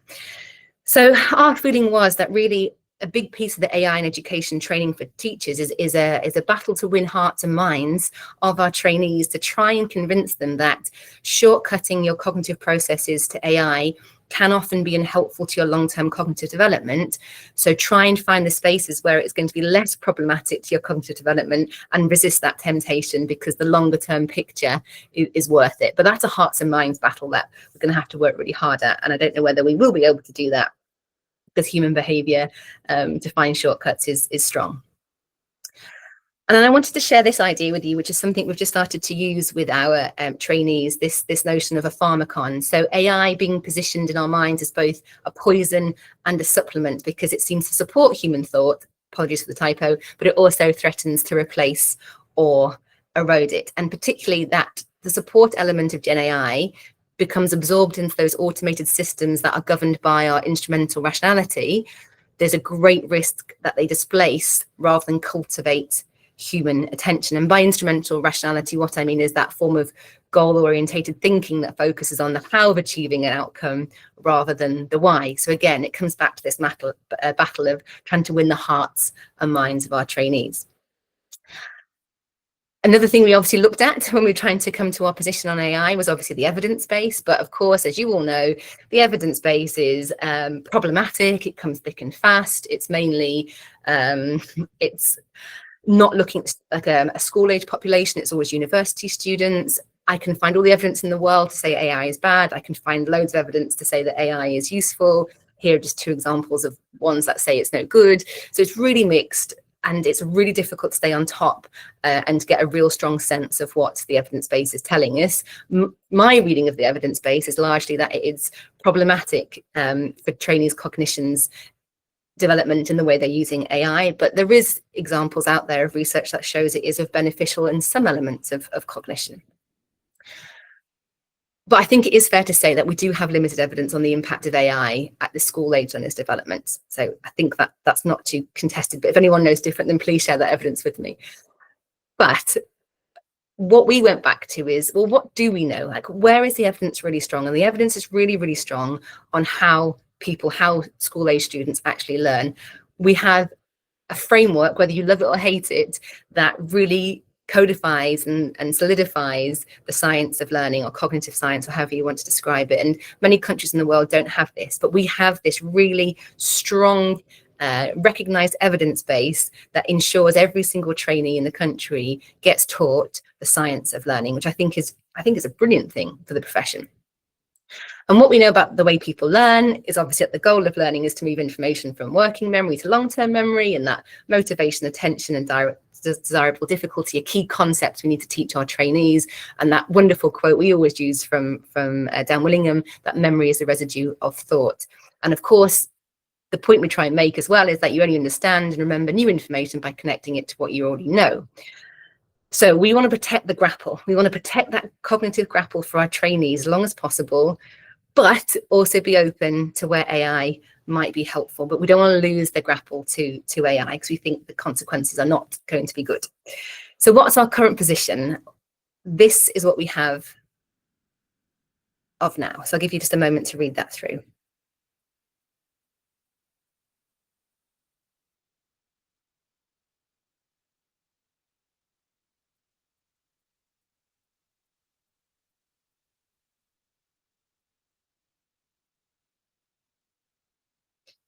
Okay, so basically, we think there are certain conditions that are needed for thoughtful agency, and thoughtful agency is what we want our trainees to have in this space. The first thing we need to make sure is, have we really taught the trainees the fundamentals of cog science? Do they really understand how humans learn in terms of the brain function process?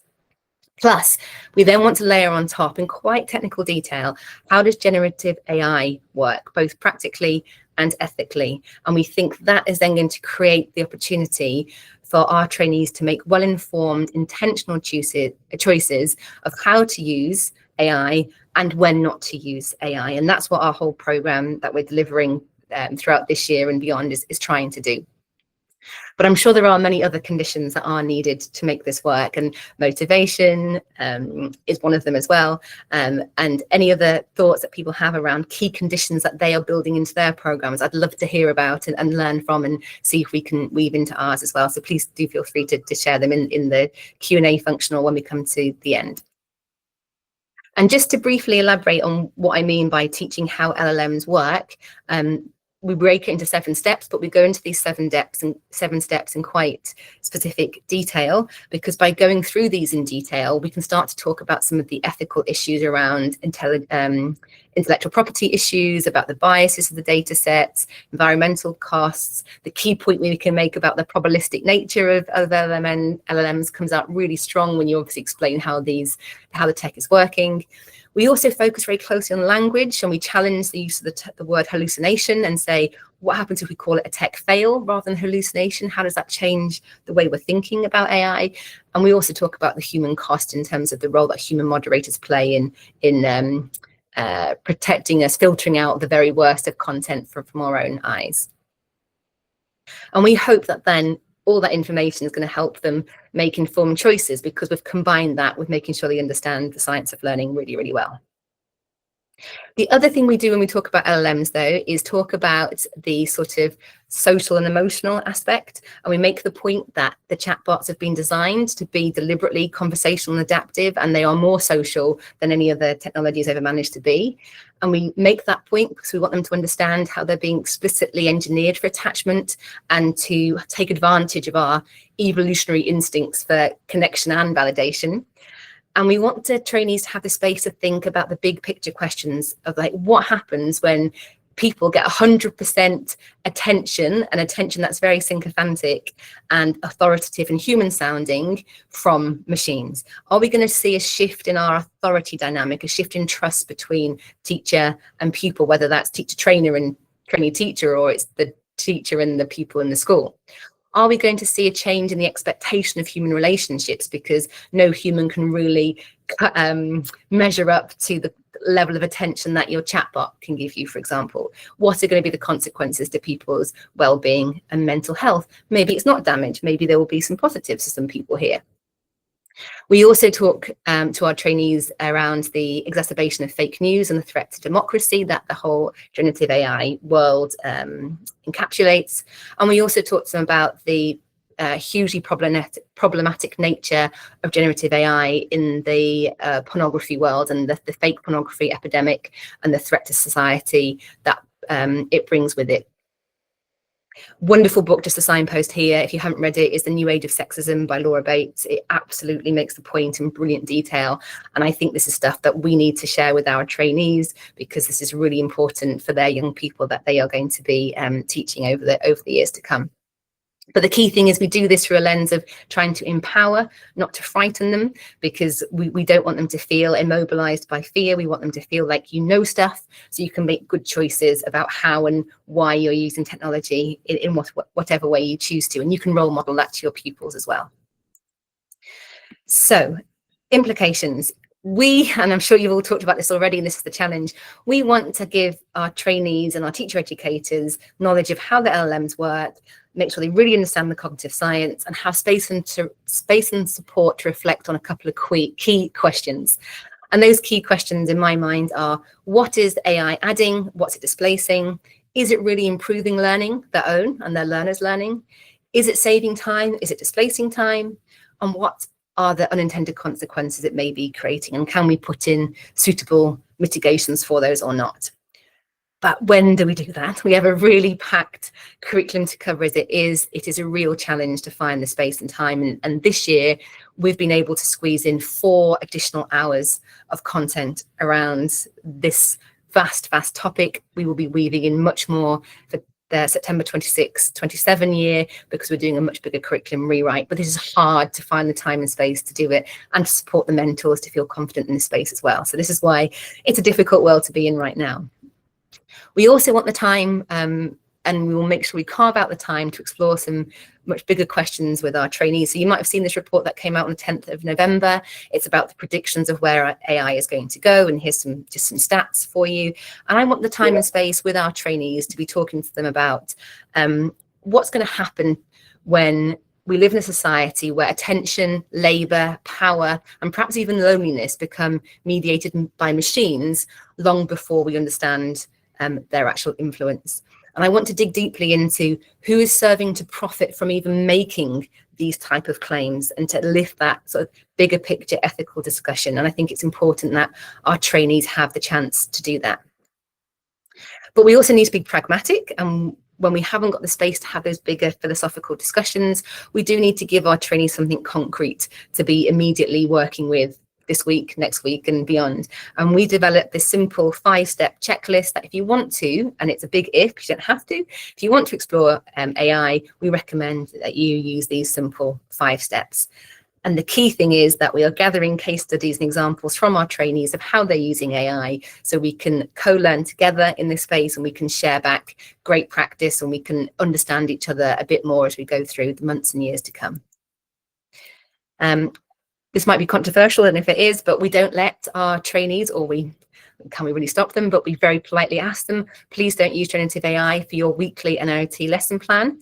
Use it for the other ones if you really want to. But the reason why, and this is our rationale, is that our lesson planning pro forma, don't think of it as a form, as paperwork. It's a tool, and we've designed it in a way that develops your ability to plan. And that thinking process the tool's taking you through is developing your understanding of how to sequence learning in a way that is going to stick for the young people you teach.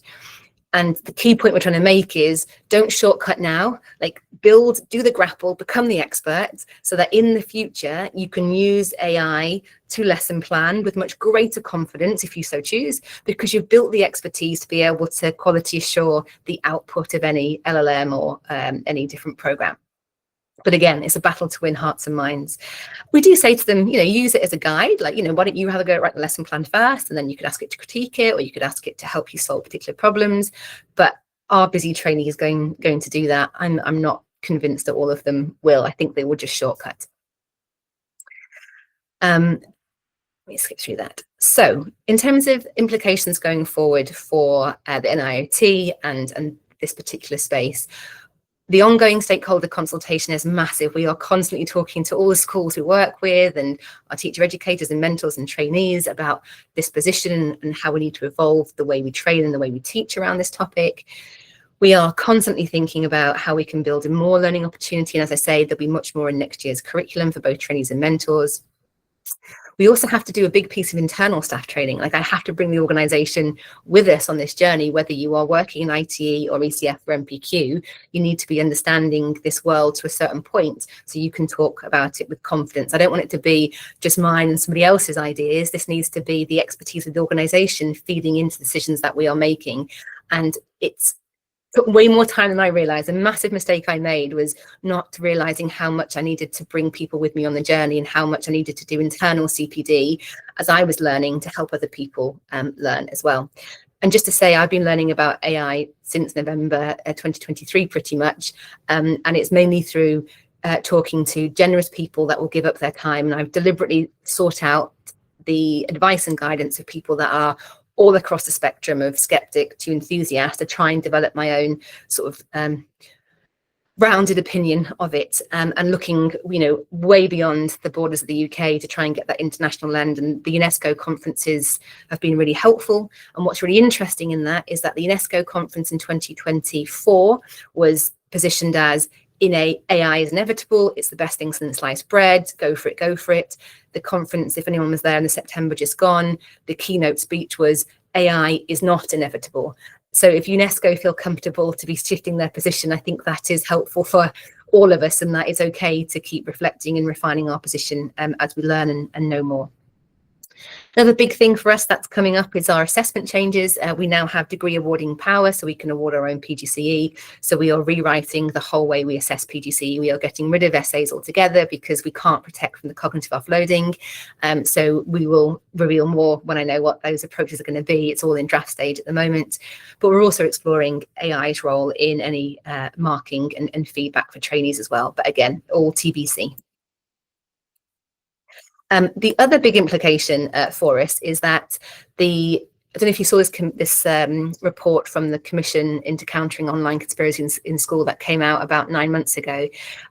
We were deeply worried by the findings in terms of what teachers and leaders were telling the researchers about their lack of confidence in tackling the issue of online conspiracy, misinformation, disinformation in schools, and they didn't have a clue how to tackle it. So we decided to try and do something to support the sector and put together a bid to pairs who've been very gracious in granting us funding to set up the Centre for Digital Information Literacy in schools. And obviously this crosses into the AI space because AI is exacerbating the problems of or the need for digital information literacy. So we have just set up this new centre. We're going to be running a 4-year research practice project, working with schools to try and build teacher and leader confidence to tackling these issues. We know there's real bandwidth though for extra CPD in schools. So what we're going to do is how can we add into ITT, ECTP and MPQs? So we are talking to bums on seats already. We're not trying to squeeze an additional space where it often doesn't exist in school calendars. We also firmly believe that this work does not sit in just the PHSE bucket. It should not be their responsibility only. It needs to be woven in through a subject lens, through a raft of subjects, some more suitable than others. And of course, the curriculum and assessment review has come out and said a similar thing. And obviously, we think this needs to start in primary and build on the great work that's already done in primary. But how do we support those colleagues to have more opportunity to support the young people to have this digital resilience? We're also going to do some governor training because that's the key thing. Key thing to mention about the centre is that it is open source. So everything that we develop here is not for an IoT, it is for the sector. We're working with a huge number of stakeholders to build on the best of what's out there, learn what hasn't worked and try and do something helpful in this space. I think I can just very quickly tell you, because I've got 1 minute left, that we're also running a project with Nuffield. So we're looking at AI assisted observation. So basically we know that it's really hard for mentors or tutors to always observe trainees or ECTs at a variety of moments across the week. It's often just like the same old period or whenever it is. We often know that there's real problems in that feedback, that problems with memory of what we saw, there's bias, there's time constraints. We know that recording practice and watching videos back with your mentor can be really helpful, but sometimes you can get a bottleneck in the feedback that you're getting of that recorded practice. So what we're trying to do is to build an AI observation tool. So you record your practice, an audio transcript is fed into the model that we are building, and then we're going to test to see whether the model we build can give feedback on areas for improvement that is actually helpful. So part of this research project is it possible to build a bespoke model that is genuinely helpful and without bias? And how does it affect the mentor-trainee, mentor-ECT relationship to have a third party suggesting feedback? The last thing we want to do is to not support mentors. We want this to be helpful to mentors. And if the research, and it'll be a big RCT that we do, is showing that this is having some unintended consequences, then that's what we will publish in the research findings. This is not build a tool, make it work and do some nice spin to sell it. This is about, can this type of tool genuinely be useful to the sector, or is it really not going to be useful to the sector? Okay, so just to end then, lessons learned in developing a position in case it's helpful. Seek out diverse opinions and expertise, keep an open mind, be transparent with your own biases. This is my big one. Don't let perfection be the enemy of the good. Don't get positioned as the expert, bring people with you on the journey. And it takes much more time than you think to do that. And then finally, we've found it really helpful to be problem-led. So what is AI trying to solve for us every time, rather than thinking about how we can find ways to engineer it into our practice just because it exists. Last thing, just to give people a takeaway, if you haven't come across this website called Better Images of AI, it's a really fantastic site. It's trying to make us think about the images we use when we talk about AI, because some of those images send unhelpful messages, and they have this bank of other images that you might want to use. And I've used some of these images with trainees because it's a great way to start debate and conversation about what we think this image is trying to tell us about AI. And they're my top books that I've read over the past 3 years, I would say, that I can leave you as recommendation. And final thing is, I'd love to get your feedback. Please do get in touch. What have I not considered? What have we not considered as in IoT? Where do you think we're being unfair in our approach? And the more I can learn from your expertise and your work, then the more deeply grateful I am. And that is it. Thank you so much, Pip. That's so much to consider there. And I really love the way that you tied that into the 7 points at the end as well. So it's, you know, really clear framework that you've got there. And protect the grapple. That is going to be my new my new saying, protect the grapple. That's going to stay with me, that is, for quite some time. Thank you so much for all your insight and reflection, and all, you know, how you've co-created your framework. It's very much appreciated. I'd like to introduce the most fabulous Ellie, who is doing all manner of wonderful things and has a project running as well with Alan, which I'm sure she'll tell you about at the end, if not throughout. And she is our expert on all things AI and partnership, and you will love what she is doing. And she's a reader at Manchester Met. Yes, cannot think highly enough of you. Wonderful, wonderful Ellie. Over to you. Oh, thanks, Victoria. Can you see my slides? So thumbs up, yes, there. Yeah, brilliant. Okay, so I'm based up in Manchester, and the weather here has just turned in the last 5 minutes, and it's got really dark and it's absolutely pouring down. So I'm battling against the rain and sound of the rain. Just to give you a bit of a context, so I'm based up in Manchester at Manchester Met. We've got a really diverse ITE provisions. We've got PGCE, secondary PGCE, primary, got a huge range of subjects, and then we've also got undergraduate ITE as well. So when we're talking about working with partnership, it's really diverse in terms of the range of people that we're working with. And in this session, I just wanted to talk a little bit about the range of starting points that we've got and all the different sort of positions we've got. Sorry, my dog's decided to bark at the rain. I think it's hail. She's not loving it. We're going to be thinking as well about AI and where it fits across the partnership around all of the different schools.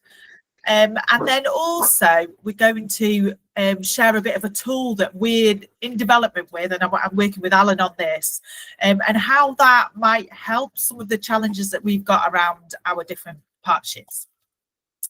So Pip, when she was talking before, she was talking about metaphors for AI. Here is mine, it's a buffet. And lots of my colleagues have seen this many times before.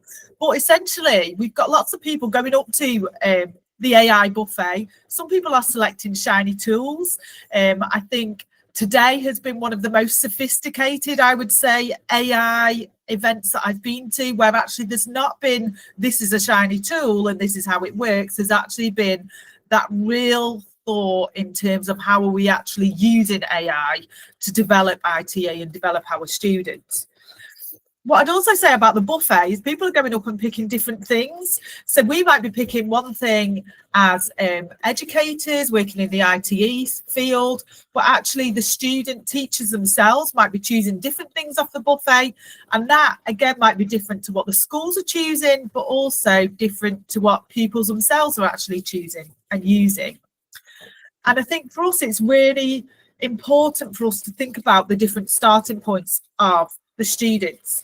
This is a higher education survey done last February, so almost a year ago now, and I think these things go out of date really, really quickly. But what was emerging here was a digital divide in AI use. So this is a new digital divide that we perhaps haven't thought about in this way before. So basically, if we're thinking about some of our undergraduate primary students who were just sort of 18, 19, we have a high number of female students, many of whom are commuter students living in Greater Manchester, might have come from a vocational education background rather than their A-levels. Some of them have been to quite disadvantaged schools. So they might have a really different experience compared to some of our PhD computing secondary students. So we've got a real different context. And then also thinking about across the university, we've got a position within the university as well, and our university is huge. So there's a real kind of variation. And universities are struggling, I think, to find the right starting points for some of the students, and some universities have kind of got this kind of one size fits all starting point around AI, and actually we need to think really carefully about those different set experiences that the students have got. At the same time, we work with a huge number of schools. So we work with about 1,000 schools across any academic year. And all of those are at different starting points. Again, this will probably be out of date now, this report, but it's a really interesting one carried out by the Sutton Trust. Thinking about teachers that have used AI, but some teachers who have never used AI. And also we've got independent schools, and it also goes into a bit more detail around schools with an outstanding Ofsted grade and things like that, where they are more likely to actually have somebody looking after AI within their institution. They're more likely to have had staff training. So we've got a real breadth of experience and starting points for our schools as well across our partnership. Now, I feel really privileged today to have followed such wonderful speakers, and I'm going to be able to draw on lots of different things that different people have said. And right back at the start of the event, Miles signposted these materials, which I think are really important in terms of where schools are looking at their implementation of AI use and how they can do that. And schools are at different points with this.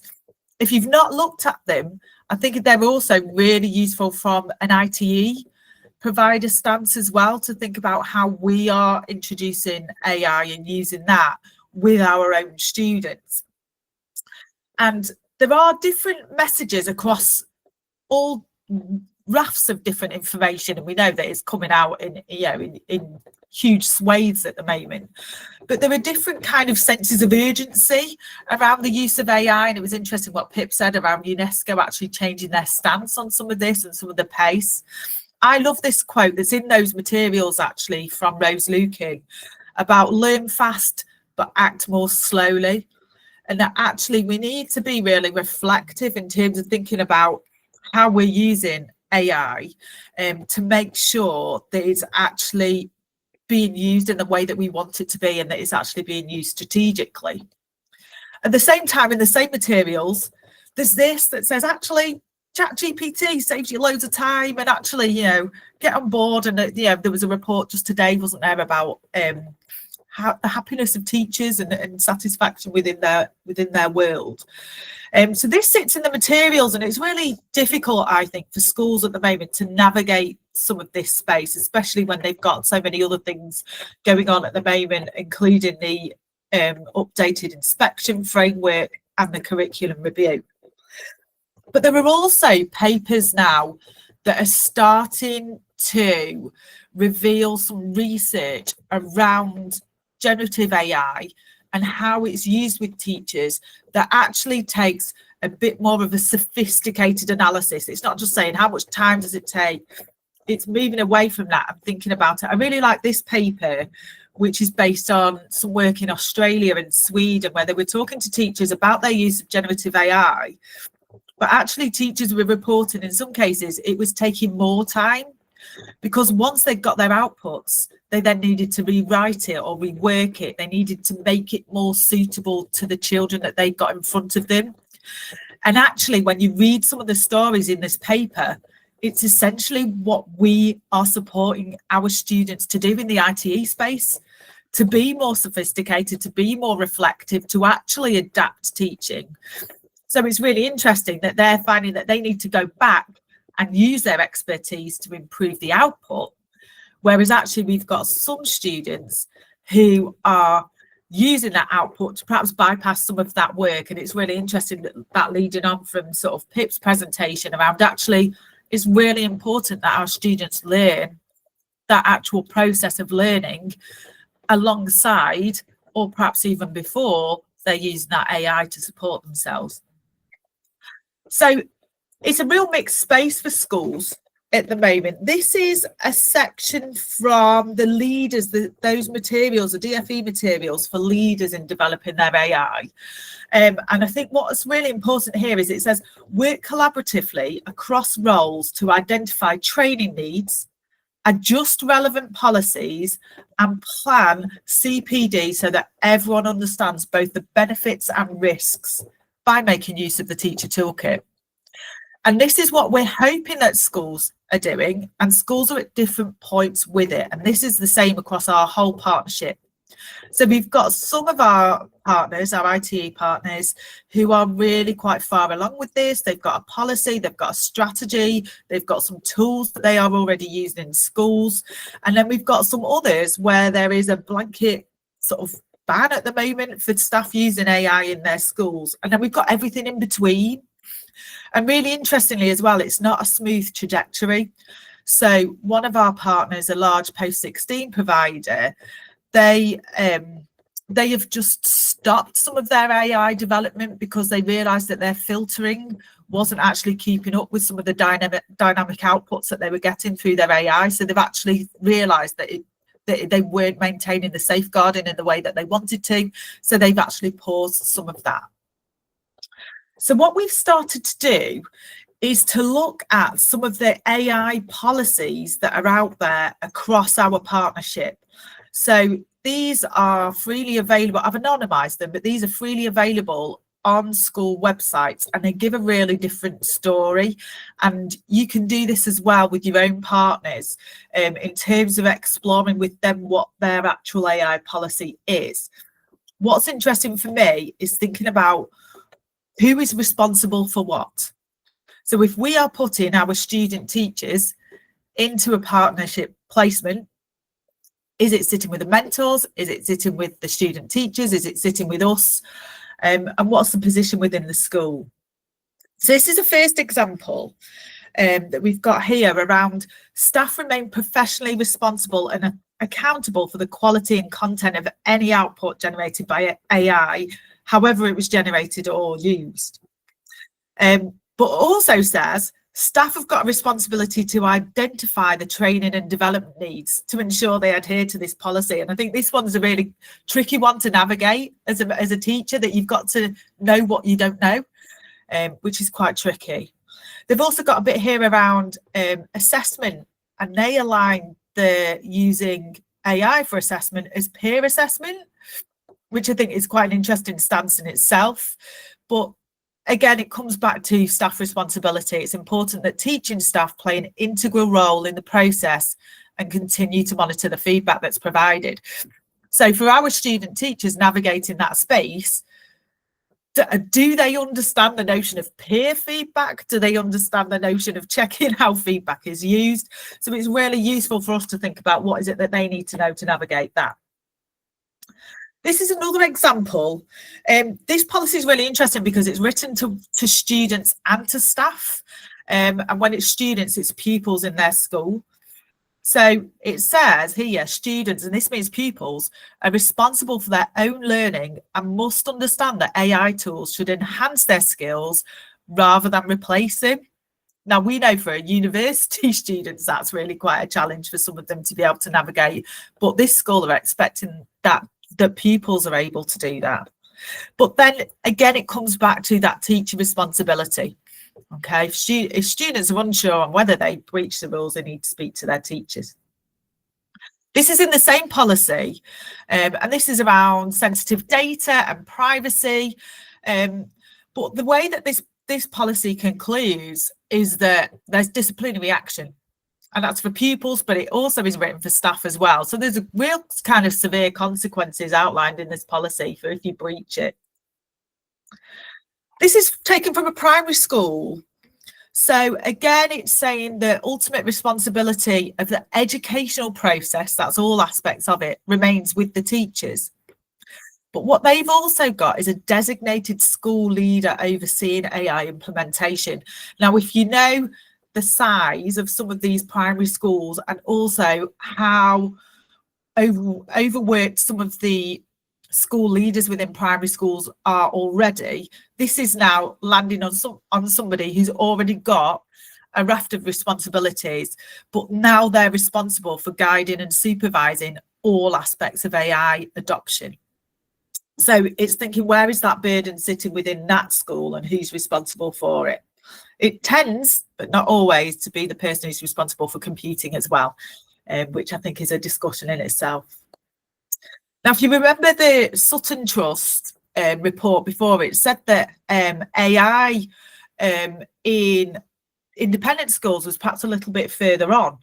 This is an example from one of the independent schools that we work with. Each teacher will, at their discretion, be able to permit or deny the use of AI tools during lessons and for homework. So all the responsibility there is sitting with the teachers. But it also says that any tools a user wishes to make use of will be used in accordance with the policy and the terms and conditions set out by the provider of the tool.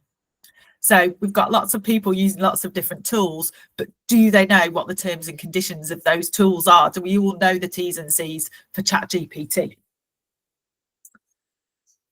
This one is from a university.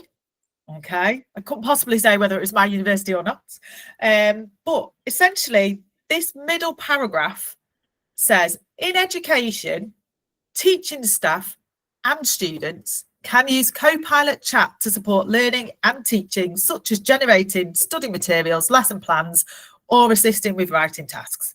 Okay, that's not specific to the School of Education, that's across the whole university. That middle section there makes me twitch somewhat, I can say. And then again, there's similarly things about data leakage, copyright issues, and confidentiality. So what we've done within our school is we've tried to develop a policy that is all encompassing across our partnership, and it's being developed, it's ongoing in terms of conversations that we're having. But what we've done is put some of the responsibility on mentors. Again, this is something that we need to explore, but a lot of it is around actually, when is it appropriate for the student to be using AI? And actually, those mentors have still got the same understanding that they had pre-generative AI in terms of developing student teachers and how they understand the processes of teaching and learning within their placement. And I think it's really important that we maintain some of that autonomy and the agency of our mentors there and trust their professional judgment. And what I can say that we've had examples of within the last couple of years is some of our weaker students have become over-reliant on generative AI to perhaps create some of their teaching materials, even to give them some of the subject knowledge as part of their lesson development. But actually, the mentors know when they need to, when that has happened, and when they actually need that additional support to be able to go back and return to kind of the basics, really. So these are kind of some key questions that I think it's really important for all of our ITE sort of providers to think about. Is where is that burden of responsibility? Is it sitting with universities? Is it sitting with the students themselves? Is it sitting with mentors? And how do we sort of share that responsibility as well across? So understanding what AI is and how it works. So coming right back to what Miles was talking about at the start of the session, but actually, where do we find that space within our busy curriculum to make sure that students have got that foundational knowledge that they need? And particularly, I think there's going to be the current cohorts, and over the next few years, these are the cohorts that are going to have the biggest gaps, because as it becomes more prevalent and taught better in schools, they will come with some of that foundational knowledge, but at the moment they're not arriving with that. And also they've got really different starting points. Identifying training needs across staff within universities, across staff within schools, but also for the ITE students. Deciding when it's appropriate, selecting the tools, and I'm going to come back onto that in a short while. Safeguarding and data protection, because even where schools have not got AI policies yet, they have got policies around data protection, around safeguarding. Most of them have got an IT user policy. Evaluating the validity of AI generated output, and I think that's a huge part of what Matt was talking about in terms of that sort of using that TPAC model, in terms of what is our actual own content knowledge, what is our own sort of foundations to be able to think, is this AI output fit for purpose? And then also that level of critical reflection on AI. Just because we can use it doesn't mean we should use it, and is it actually doing things better for us? So what I wanted to just spend the last few minutes doing was just introducing a framework that we've used that might help some of this. It doesn't fix all of it, and it's very much a work in progress. It's in the earlier stages. So Alan, who's also on the call, myself and Alan are working on this, and we've also worked with Jess McBeath, who is a safeguarding specialist, to think how can we start to put a framework together, particularly around using AI tools and selecting some of those, so that we're not breaching any of these policies that are out there. So for a starting point for our use, we've used the DFE materials that I've talked about. We've used the UNESCO competency framework. We've used quite a few other things, and they are on the website, and you can see all of our references. It is a tool, it is an online tool that you can play with, and it's live, it's in beta version, but there is an actual document that you can just download as a PDF. And some of the schools that we've talked to who are using this have actually found just that document has been really useful in having some of these conversations around using AI tools. So this is essentially what the framework covers. So it's called EQUATE, which is for quality AI for teaching excellence, evaluating quality AI for teaching excellence. I think we're running out of acronyms now with AI, and but we got EQUATE is ours, and these are the different areas that it covers. So when you're evaluating an AI tool or a use for a tool, so say you're using ChatGPT, you wouldn't just evaluate ChatGPT per se as a tool. You'd actually have to pick, what is it that I'm using it for? So if I'm using it for developing a lesson plan, you would evaluate it using that. If you were using it to analyze your attendance data, you'd put it through the framework using that as well. So it covers these different areas, Pedagogical value is the starting point, and that's where you've actually got to think, what is it that I'm using this tool for? So is it around productivity? Is it around learning about AI? Is it learning with AI? Is, you know, what is the actual purpose for it? And that comes back to very much what other people have been talking about already this afternoon.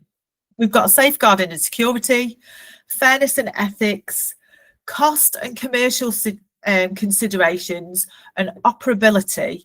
I think a lot of the conversations that I've had around AI, that's one of the lesser explored areas, is actually how it fits with your existing network, how it fits with your filtering.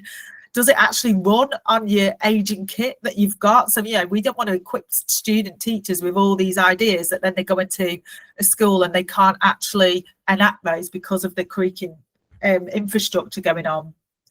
Sustainability, that's a really tricky one. There's very little information on providers' websites, on the developers' websites around the sustainability claims or not claims that they've got.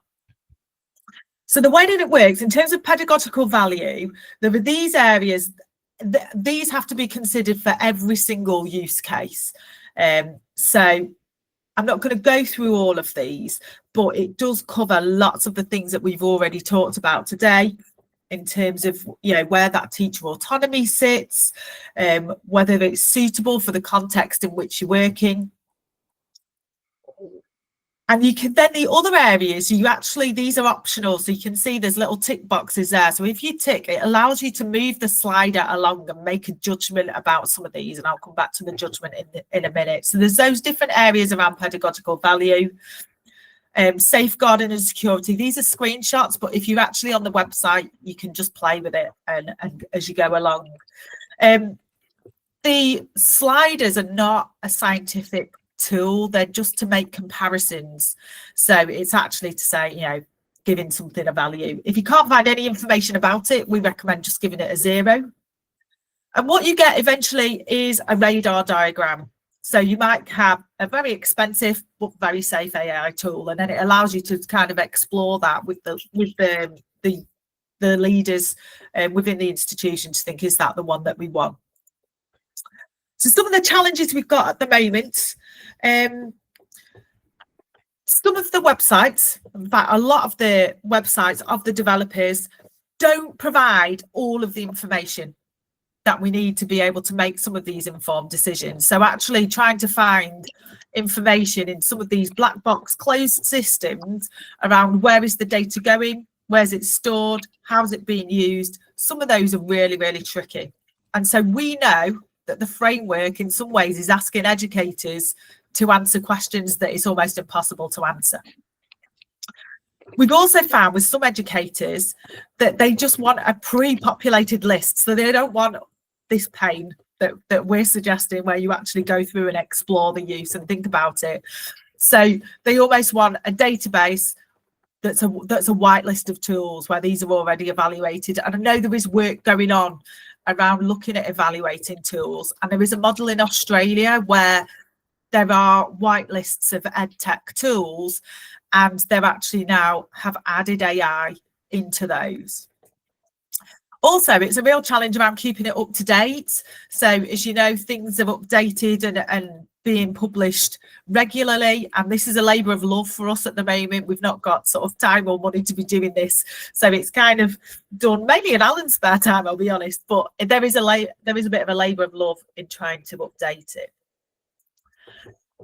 So in terms of next steps, Equate is out there. It's available for everybody to use and have a play with it. We are hoping to do a full pilot starting in sort of January, February time, and there will be an invite to anyone who's signed up to the newsletter through the Equate site to join that pilot if they want to. And we're going to do some focus groups as well to talk through not just the Equate tool itself, but the kind of the knowledge around using it. So actually, do you have the training that you need to be able to answer some of these questions? We're also trying to talk with developers, some of the smaller developers I think will talk to us around the tool and how they might be able to support the answering of some of these tools. And then what we're doing, particularly from an institutional level, is we're really continuing to explore the use of AI across our partnership, because it is really different and it is changing all of the time. And what we need to be really careful about is kind of setting something up in the university space, which then once the student teachers are out on placement themselves, they can't actually enact, or that schools are expecting things of them that they're perhaps not at a stage to be yet. And this burden of responsibility is a term that's kind of emerged while I've been doing this work, in terms of looking at policies, looking at this decision making, looking at training, is actually, it's come at pace, and where different people are owning it and where they're actually needing to make some really quite difficult decisions, how is that actually being supported? Okay. And I think that's the time, Victoria. I'm going to stop there.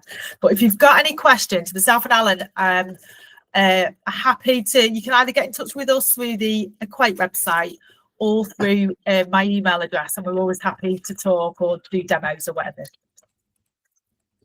You've got a question there about Andrew's Trust, who's interested, Elliot and Alan. So do you want to share an email? Yes, fabulous. In the Q&A. I'll put my email address in the chat. Yeah, will you also put your Equate stuff on the Padlet as well for us? Yeah, might be there already. I can't remember. Yeah, just put it in. You can put it in the Teen Summit strand, and then people will know where to go. I'll put your slides up there as well, so they can access everything. And also what I've got on the Padlet, which I think is there, but I'll just check. We've got a draft policy for AI use across partnership, which some IT providers might find, some colleagues might find that useful. So that is on the Padlet as well. But I'm happy to talk and discuss that with anyone if they need to. But it is a movable feast. And you can also comment on it as well. There's been some other people that have commented on the policy, so it's really, really useful to co-create this as a sector. Thank you so much, Ellie, for all of your insight there, and Alan too, for all the work that you're doing alongside all your other usual responsibilities that you have.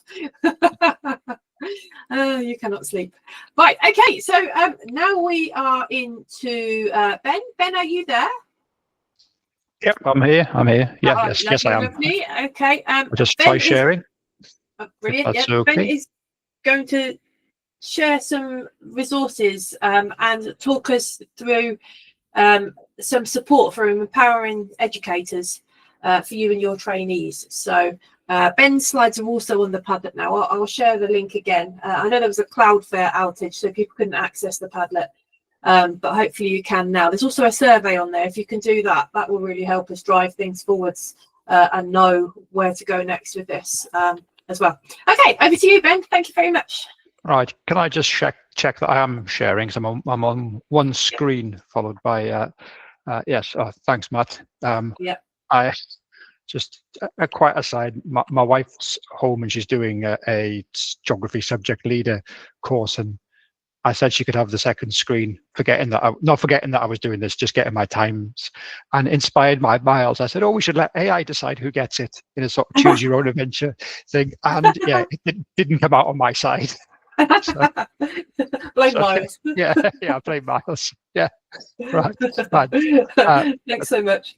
Right, thank you very much, Victoria. I sort of start off by apologising. I think just because I find some of the themes and the contents that I will talk about in this session have been covered by others already. So apologies there for the repetition.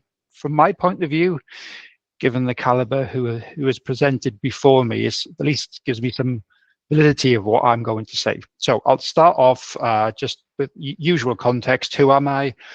Ben Davis. I am a former primary school teacher, over 23 years of doing that role.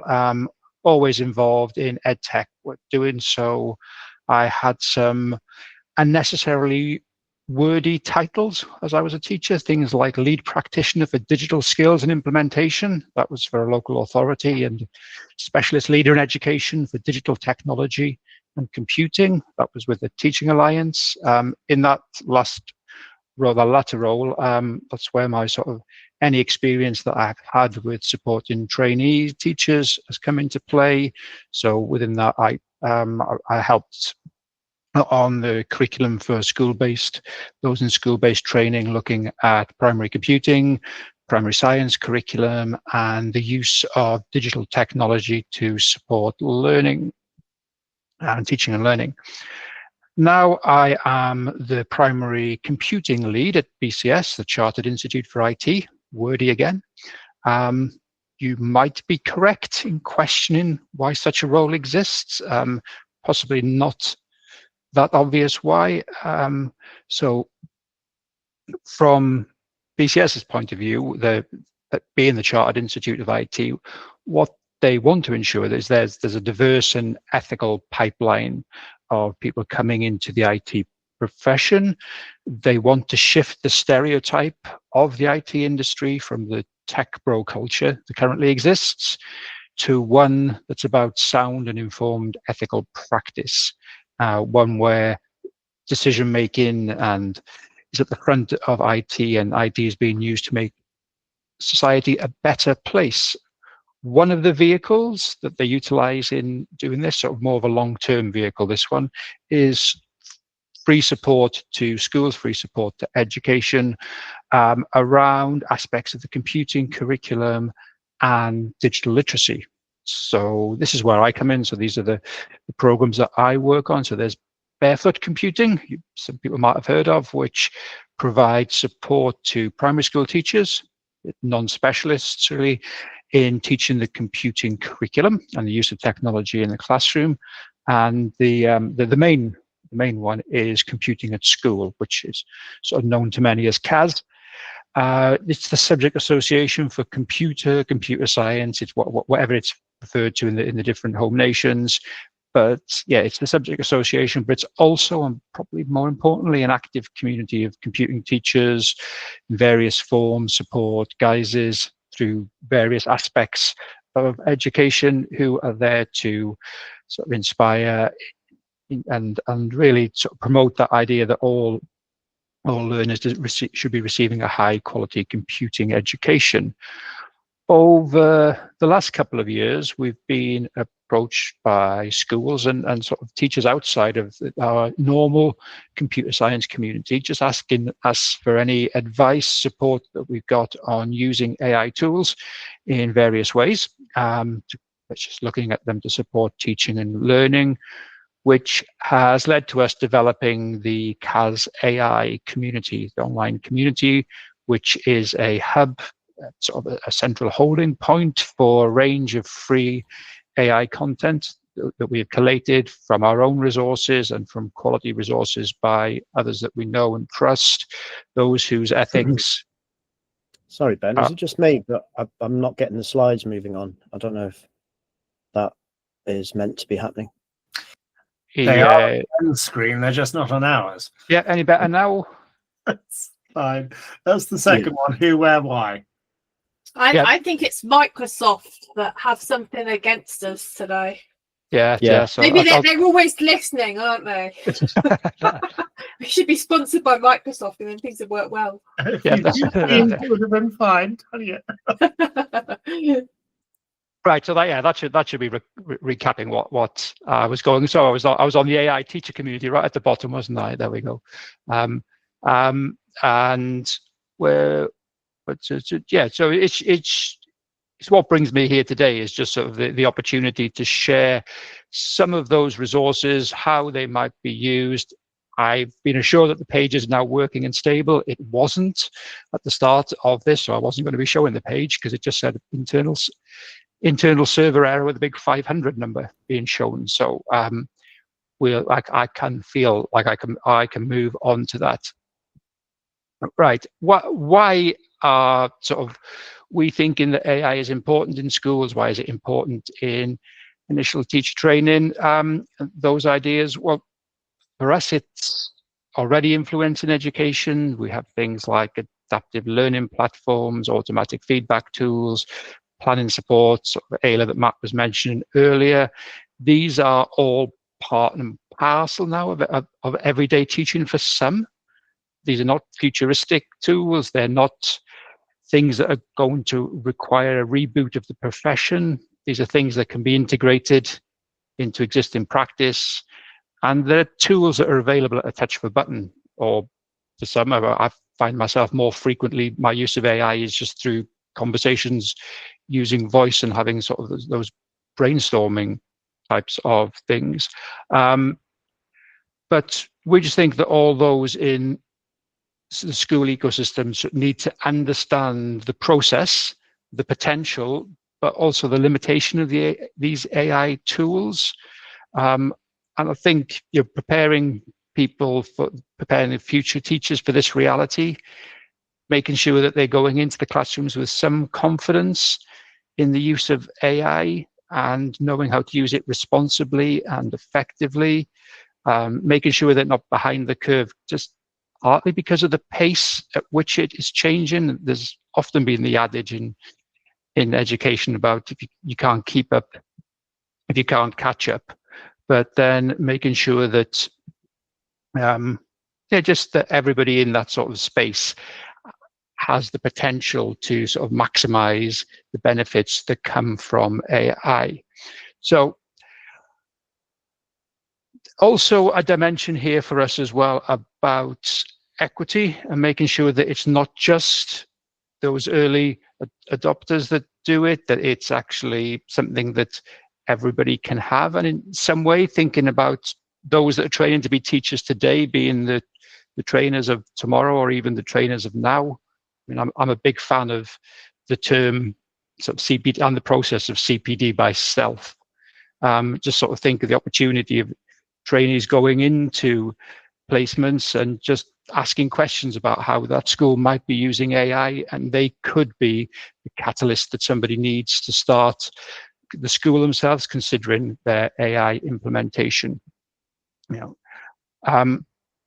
There is a balance and a bit of transparency to strike, and this thing about human oversight that has been sort of ever present in all of them, the presentations so far, and understanding what GenAI is, and that we need to understand how the output is decided, how it comes about, and knowing that you need to have a degree of expert to be able to judge the quality of that.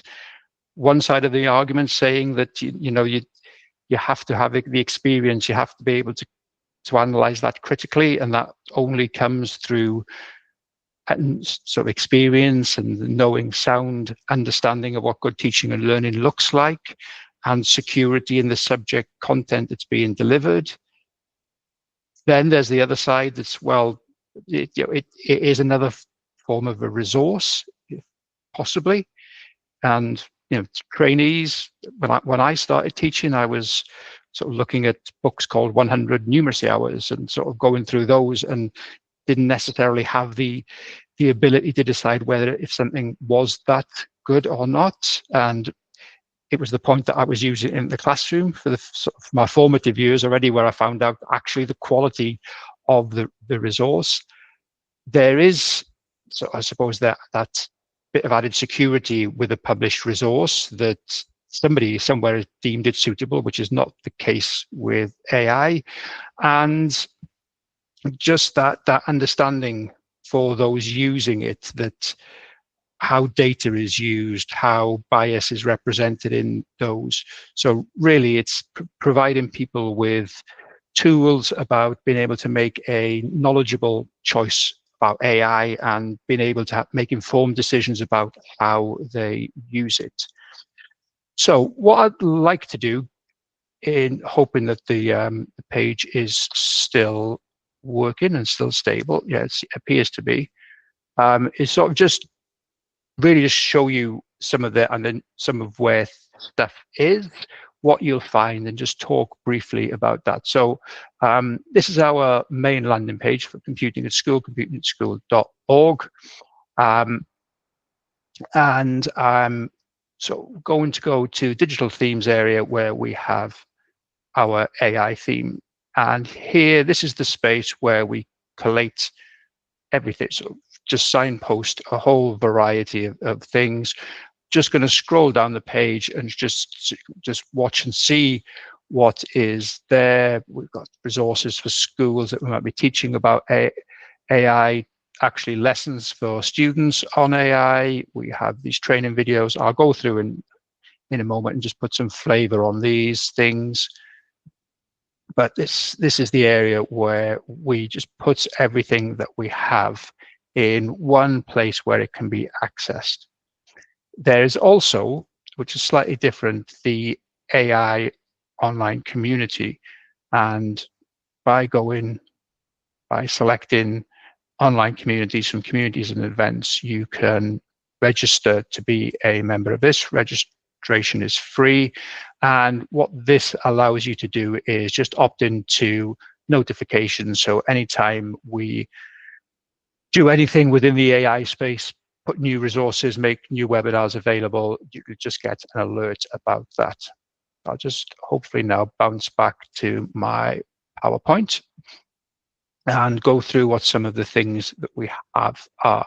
So first, half-termly webinars. So as the name explains, these are every half term. Yep. And what we do with them is we bring together experts, practitioners, class teachers, a whole smorgasbord of people who are using AI in interesting, inspirational ways in schools. They're just a great way for staying up to date with current trends in AI or deepening subject knowledge. So recent sessions, we've had Darren Coxon explaining how to use the Google AI education tools to support teaching and learning. Tim Clark and Henry Penfold. I did see Tim's name earlier on the list, so hello, Tim, if you're still there. From Cornerstone C Primary, and they were providing a view of their AI implementation plan, as well as using some practical examples of how they were using AI to support teaching and learning in the classroom. I look on this session, I thought some really, rather than sort of blinding people with complexity and sort of this is how we're doing it and this is how complicated it could be, it's sort of some really easy wins, like using a large language model to generate the sort of spellings in context for the weekly spelling test, and adding some other keywords in with them as well. So that our sessions, the ones that we've got coming up, we've got one that's focusing on the use of Copilot, and so that's designed for Microsoft schools. Although what we find is sometimes just with the ones that focus on a specific large language model, usually it's about the underlying practices and behaviors that you need to employ with them, less the sort of the actual interface itself. And we're looking at another one that looks at creating agents to support with specific tasks. So webinars, just like everything, free. They run from 4:15 to 5 p.m., say one every half term in the AI community, organized for a day in the week. So it's Monday, Tuesday, Wednesday, Thursday. We try to vary them around a bit just so teachers can access them, and it's not always falling on the same night, so people are missing out because they've got a departmental meeting, staff meeting, whole school, whichever. We also make these videos available afterwards as well. So if people aren't able to join us live, they can catch up on the recording, and they can also, so we know that some schools use them for training within their schools. Right. We've also got a collection of training videos on there, which are small, digestible videos that sort of look at a specific use of a large language model in a certain way. So we might sort of look at, I'm trying to think of some examples. We've got one where we're looking at using AI to identify misconceptions within a certain curriculum topic and how to generate what they may be beforehand, and sort of just some activities that you might want to use should those come up. There's one that's about sequencing a unit of learning, and one which is on reflecting on lessons afterwards. So it might be a particularly useful way to sort of to encourage thought about any lesson evaluations, just by entering into a dialogue with the model about the perceived successes and areas of development within the lessons. We have got some ready-made CPD resources, which sort of training, our staff training that focused on the use of AI to support teaching and learning. So they're ready there for teachers to roll out if they're charged with leading some training in their school, one focusing on a secondary context, one in a primary, and one for wider staff training, so for non-teaching staff. Case studies, I think, are really valuable. They're examples of how schools are using AI based around a context with AI being used, so not just using AI for the sake of using it, or because the school up the road is using it, but using it to support an area of development in the school. That could be writing standards, teacher workload, communication. I think what I like about the case studies is realism and honesty. It's not that hyperbole about the revolution that AI is going to bring to education. There's schools showing where things have gone well, but also identifying where things have gone wrong and what they did to overcome those challenges. And finally, policies and documentations, well, quite self-explanatory, that one, but just in some ways for us making sure that we're closing the loop and making sure that schools are supported in their implementation of AI in their establishments. We're not just sort of saying about how you use it, but doing this sort of the nitty-gritty as well. Then thinking about how these resources might be used. So first, we can think about sort of those who are those thinking about staff within your establishments. They could be used to ensure that those who are training those that we're going to be teaching tomorrow, and if they're talking about AI within that their own confidence within AI is up to speed, so that they're passing on the right sorts of messages to the trainees, so that they have sort of informed information, that they are aware of the safeguarding risks, that they are aware of bias and hallucinations, things like that. Particularly good webinars for those that, to go back to watch the recordings. Say Darren Coxon's one, which he did recently about the Google large language models, just looking at some good starting points, some good ideas, some inspirational ideas as well, but sort of that would be a good place to start. Also sort of Mark Peace's session about mastering AI chatbots.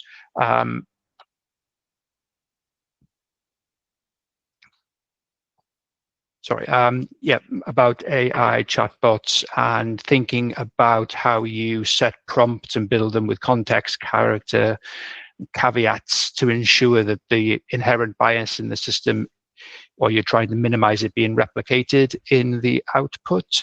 And also some interesting stories of real life scenarios where AI hallucinations have had an impact, particularly on a court journalist in Australia.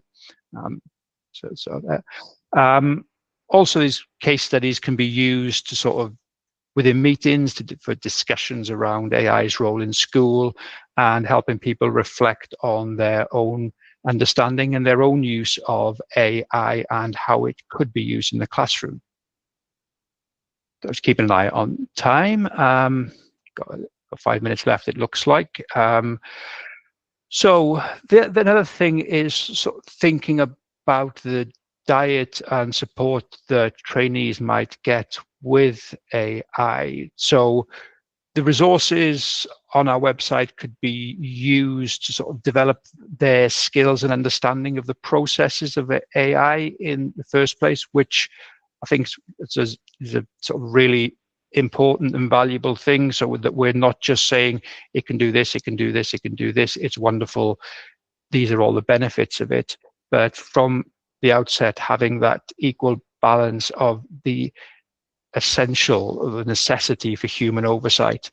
And I think with an understanding of the processes, and we're not talking neural network understanding of processes, but more appreciating how training data is used by the system, and how, I mean, Miles was showing it in a much more engaging way earlier, but that idea that, you know, it's making the prediction of what word's coming next.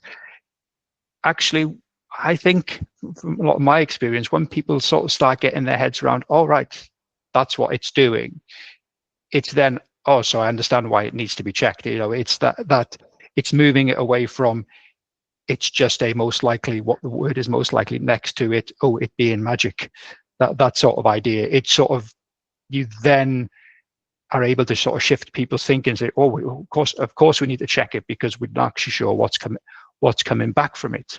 Okay, so it's having that idea, and also thinking about sort of the language that they use if they're talking about AI in front of learners, so they're not anthropomorphizing it, so they're not passing on this AI is magic onto those that they teach.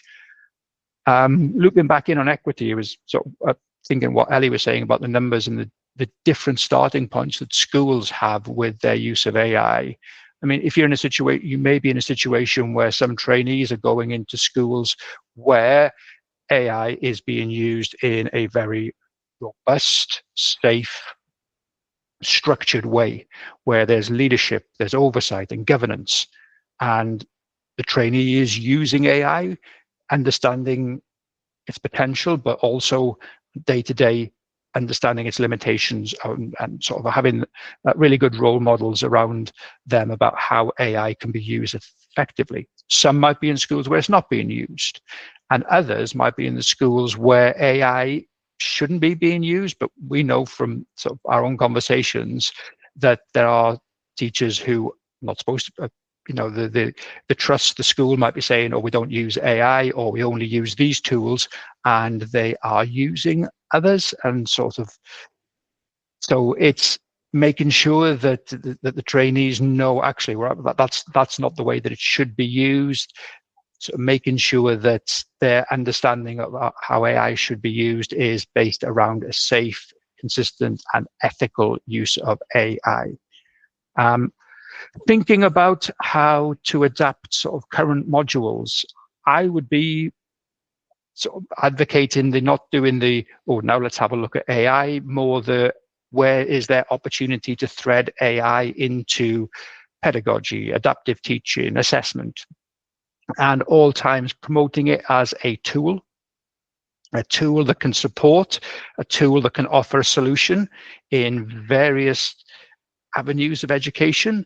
And at the same time, when we're mentioning that, building in all those caveats about bias, about hallucinations, about the need for various variety in the training data. So making sure that we're treating it as a tool and developing people who, teachers, classroom practitioners who understand that, make informed decisions about AI. And that's just not which is the best product to prove, but others have alluded to, it's actually knowing when it's not suitable to use AI. When is it the best place to use it, and when don't we use it? I think that's what an informed decision is, that sort of calculator understanding, knowing when it's right time to pull out the calculator for a calculation, or when it's not. Just wanted to briefly mention as well, it's quite, I think there's an interesting with AI and thinking it about learning and how people might learning. There's sort of an interesting context that you can use it about the idea of how some of the quite complex themes of AI can be broken down for age-appropriate learning at certain levels. We've got some resources with Barefoot that look at bias, and so there's a resources designed of 5 to 7-year-olds, so Key Stage 1 learning about AI, and they're doing that through the context of an AI cat flap, and the cat flap deciding if an animal is a cat or a dog, and opening it if it's a cat and remaining shut if it's not a cat. And we look then at, there isn't a black and white cat in the training data, but there is a black and white dog, and the impact of that. And then a similar activity for 9 to 11-year-olds is sort of looking at a school automatic door that uses facial recognition software, and the implication if the door has only been trained on girls with blonde hair and glasses. So yeah, there's another there.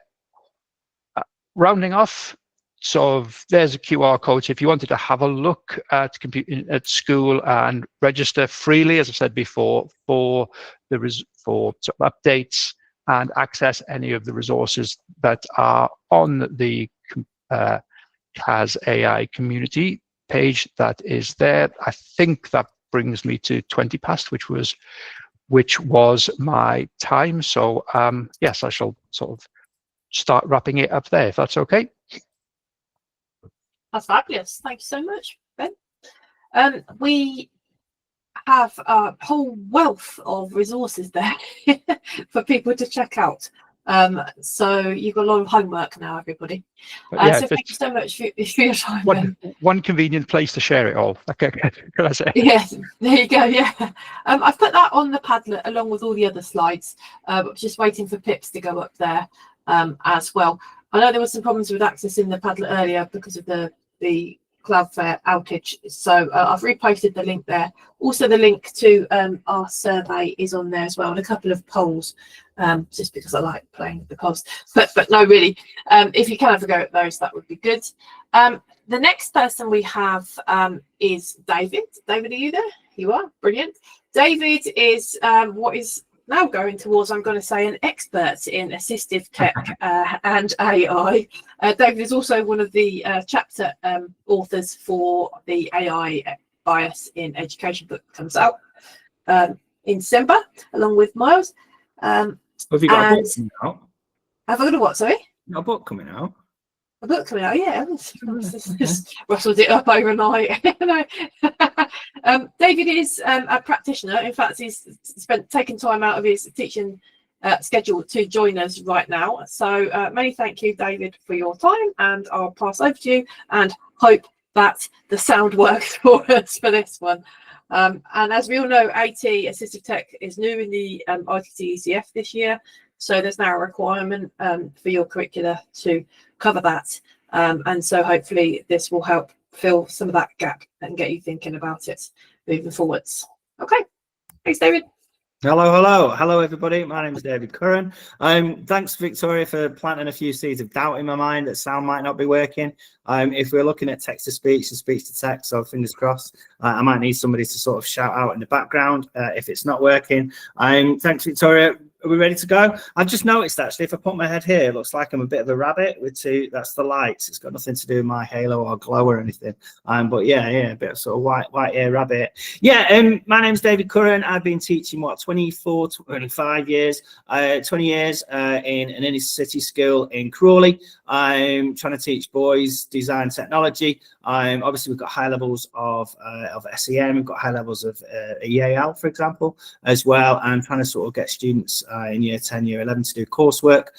Was kind of where I started with. This is my fifth year now, actually, at Dyslexia Specialist School, just down the road in Reigate in Surrey. My youngest daughter, 15, year 11, is struggling at school, and she's dyslexic last couple of years. So I come here from a professional point of view. I come here from a personal point of view as well. I'm also kind of aware of the school that I'm teaching at. So we've got 196 students. So it's not a big bio thing, but 196 students, all with dyslexia. Maximum class sizes of about 12. And when I'm talking, they've all got personal devices. I know we come from a very, very sort of privileged background, but I always try and sort of translate it back to when I was teaching 32, 34 students in a workshop and how I would sort of put my information over there. So yeah, if I kind of, there's nothing like going onto a new platform. I've not actually used Google before, so here, this should be good. Let's share. Let's go for entire screen. Let's give it a bit, and then hopefully somebody in the background will shout, maybe Victoria shout and say that you can see a PowerPoint. Is that right? Yep, we can see it, but it's in the editing view, so we can see all your slides as well. Beautiful. So right, there is a reason for that. I'm going to show you a few things. Hopefully, you'll kind of go, well, this is boring. I know all this. In which case, pat yourself on the back because you're already doing an amazing job. But hopefully, let's say, within the next half an hour, I'll show you a few little sort of quick wins. And one of the first one, the reason why we're sort of in this editing one, I don't know if you can see my next slide. So my next slide, for example, we do this quite often. We produce these little PowerPoints, and we sort of depend on them, and we use them over the years. One of the easiest ways, we're going to look at accessibility. is by just using our little review here. So by looking at our review, looking at check accessibility, before I use my PowerPoint, I can go through and I can check. I've actually gone through, and this little hard to read contrast was my little box here. So immediately all I need to do then, for example, is change the highlight. So it tells me immediately, it goes through, it tells me. So people, for example, with sight impairment, it makes sure that everything's in order. So when they're listening through to your PowerPoints, everything's in order. It's got a title, for example. If there's a little cartoon here, for example, there will be a little alternative box, so it kind of explains to people. So just simple things like putting accessibility features into your PowerPoint, really, really powerful, really, really helpful, and particularly if we're going to share those. The other one as well I want to show you is up here. Always use subtitles. Don't know why, but yeah, our teenage population seems to have developed this love for subtitles. Just by putting subtitles on, can get sort of attention. It can also help those students take the information in, particularly if, like me, you talk a little bit fast or you've got an accent and the students might be sort of struggling with some of the words. What I have found from here, I did some work with a school before the summer holidays, and they've got quite a few Ukrainians in there. What you can actually do is set the title. It will translate for you. So I can set that. So as I'm speaking in English, it's actually put in Ukrainian subtitles underneath, for example. So that's a nice little sort of easy win. So if I switch this on, and now I go to my PowerPoint, and hopefully, while I'm talking, you should have little subtitles underneath, and that can help with the accessibility feature. So yeah, it's all about lowering the barriers. So I've got this little guy in a wheelchair. Please, can you shovel a ramp? And the caretaker, like we all do as teachers, we feel as though we're doing the best by sort of doing what we can in the time we're given to maximize the number of students that we can sort of impact on. So as he says, all these other kids are waiting to use the stairs. When I get through shoveling them, then I'll clear the ramp for you. And as he points out, but if you shovel the ramp, then we can all get in. So I'm not talking from an SEN or SEND point of view all the time. By lowering the barriers, we're kind of increasing accessibility for all our students.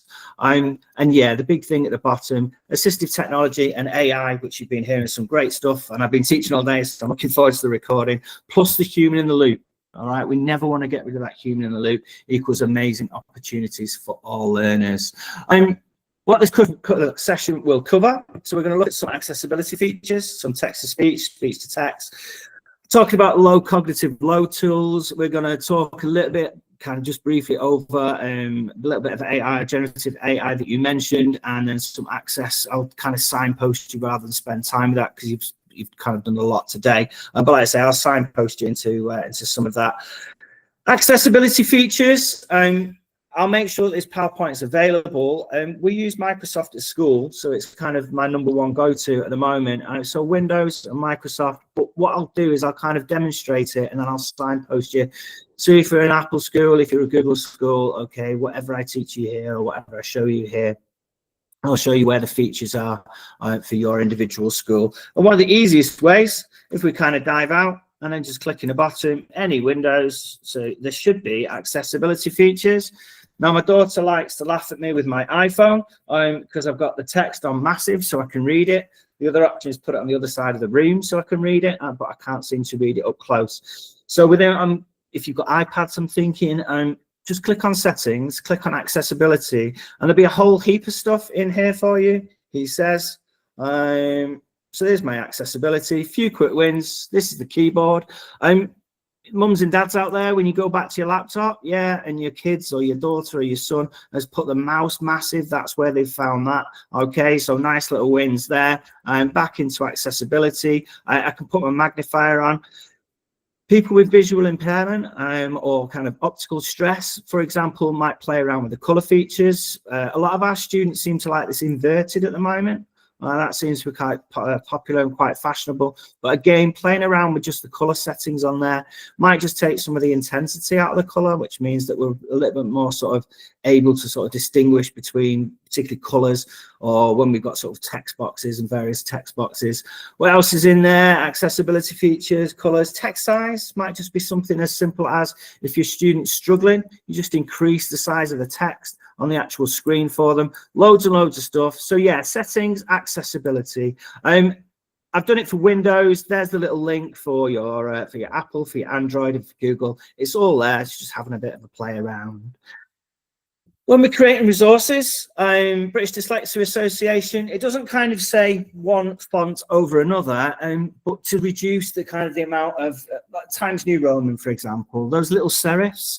So it talks about using sans serif fonts such as Arial or Comic Sans. However, saying that, I had an interesting conversation yesterday with some of our Year 11s about whether or not you should use Comic Sans to do an application form.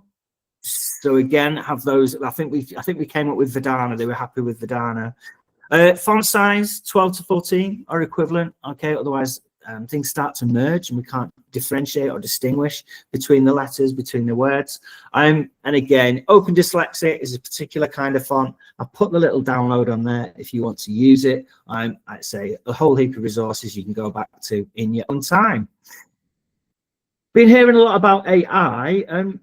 Kind of the advent of it back in 1956 was about mapping sounds to shapes and shapes to sounds. So when we're talking text to speech and speech to text, we're actually talking about the birth of AI. And it's kind of one of the first initial, and code breaking. Okay, it's kind of where we're at. When we're talking nowadays, this generative AI, since November 22 with ChatGPT 3.5. So AI has been going on for an awful long time. So when I'm talking about assistive technology, it is a branch, it is a form of AI that I'm talking about. Should we dive in? Let's have a quick little look. Right. Here's where I've got my hand in heart or heart in mouth, or whichever way we want to do it. I've got my Word document, and I will show you in Google Docs as well, and I'll signpost you to others. This is just Blue Peter style, one we made earlier. Text to speech. Okay, now there's various other bits and pieces in here. Up here in view, up here in review. In review, I've got a read aloud. There's my check accessibility. So before I hand out a worksheet, I can do a little check accessibility as well. And my home page as well, I've got my little sort of dictate. So I've got lots and lots of things going on there. I've got a little transcribe underneath. So if I've got a little recording, then I can transcribe the recording as well, and I can put that into a text rather than into listening. Lots of different sort of ins here. There's my immersive reader. So under view, I've got this thing called immersive reader, and this can be an absolute game changer. My daughter, for example, if you look at her read or listen to her read and then watch her write, you kind of that standard typical kind of what is a dyslexic, you wouldn't put her in that box, but it's about her processing speed. And by the time she's finished the end of a paragraph, she's kind of forgotten what's gone on at the beginning of the paragraph. So it might not be that we're assisting or helping students actually read the text, but it's called bimodal reading, where we see and we hear at the same time, and it just seems to go in that little bit deeper for her. So she uses this. She's, I'd say, perfectly happy using this. A little bit sort of conscious of using it again, like say in a state school. But yeah, we'll give it a go. We'll show you. So I would never ever push assistive technology on somebody. It's about creating an environment. There's the technology, we can teach the technology, but if we haven't got the environment where a student feels confident to stick on a pair of headphones or open up a laptop in front of their peers or kind of dictate out loud or talk out loud, then we're kind of onto it's a tricky sort of sticky wicket to start with. So it's about creating the environment, and if we create the environment, then students can use that technology. Okay, right. View immersive reader. If I click immersive reader, if you all stare at the screen, because it will change slightly.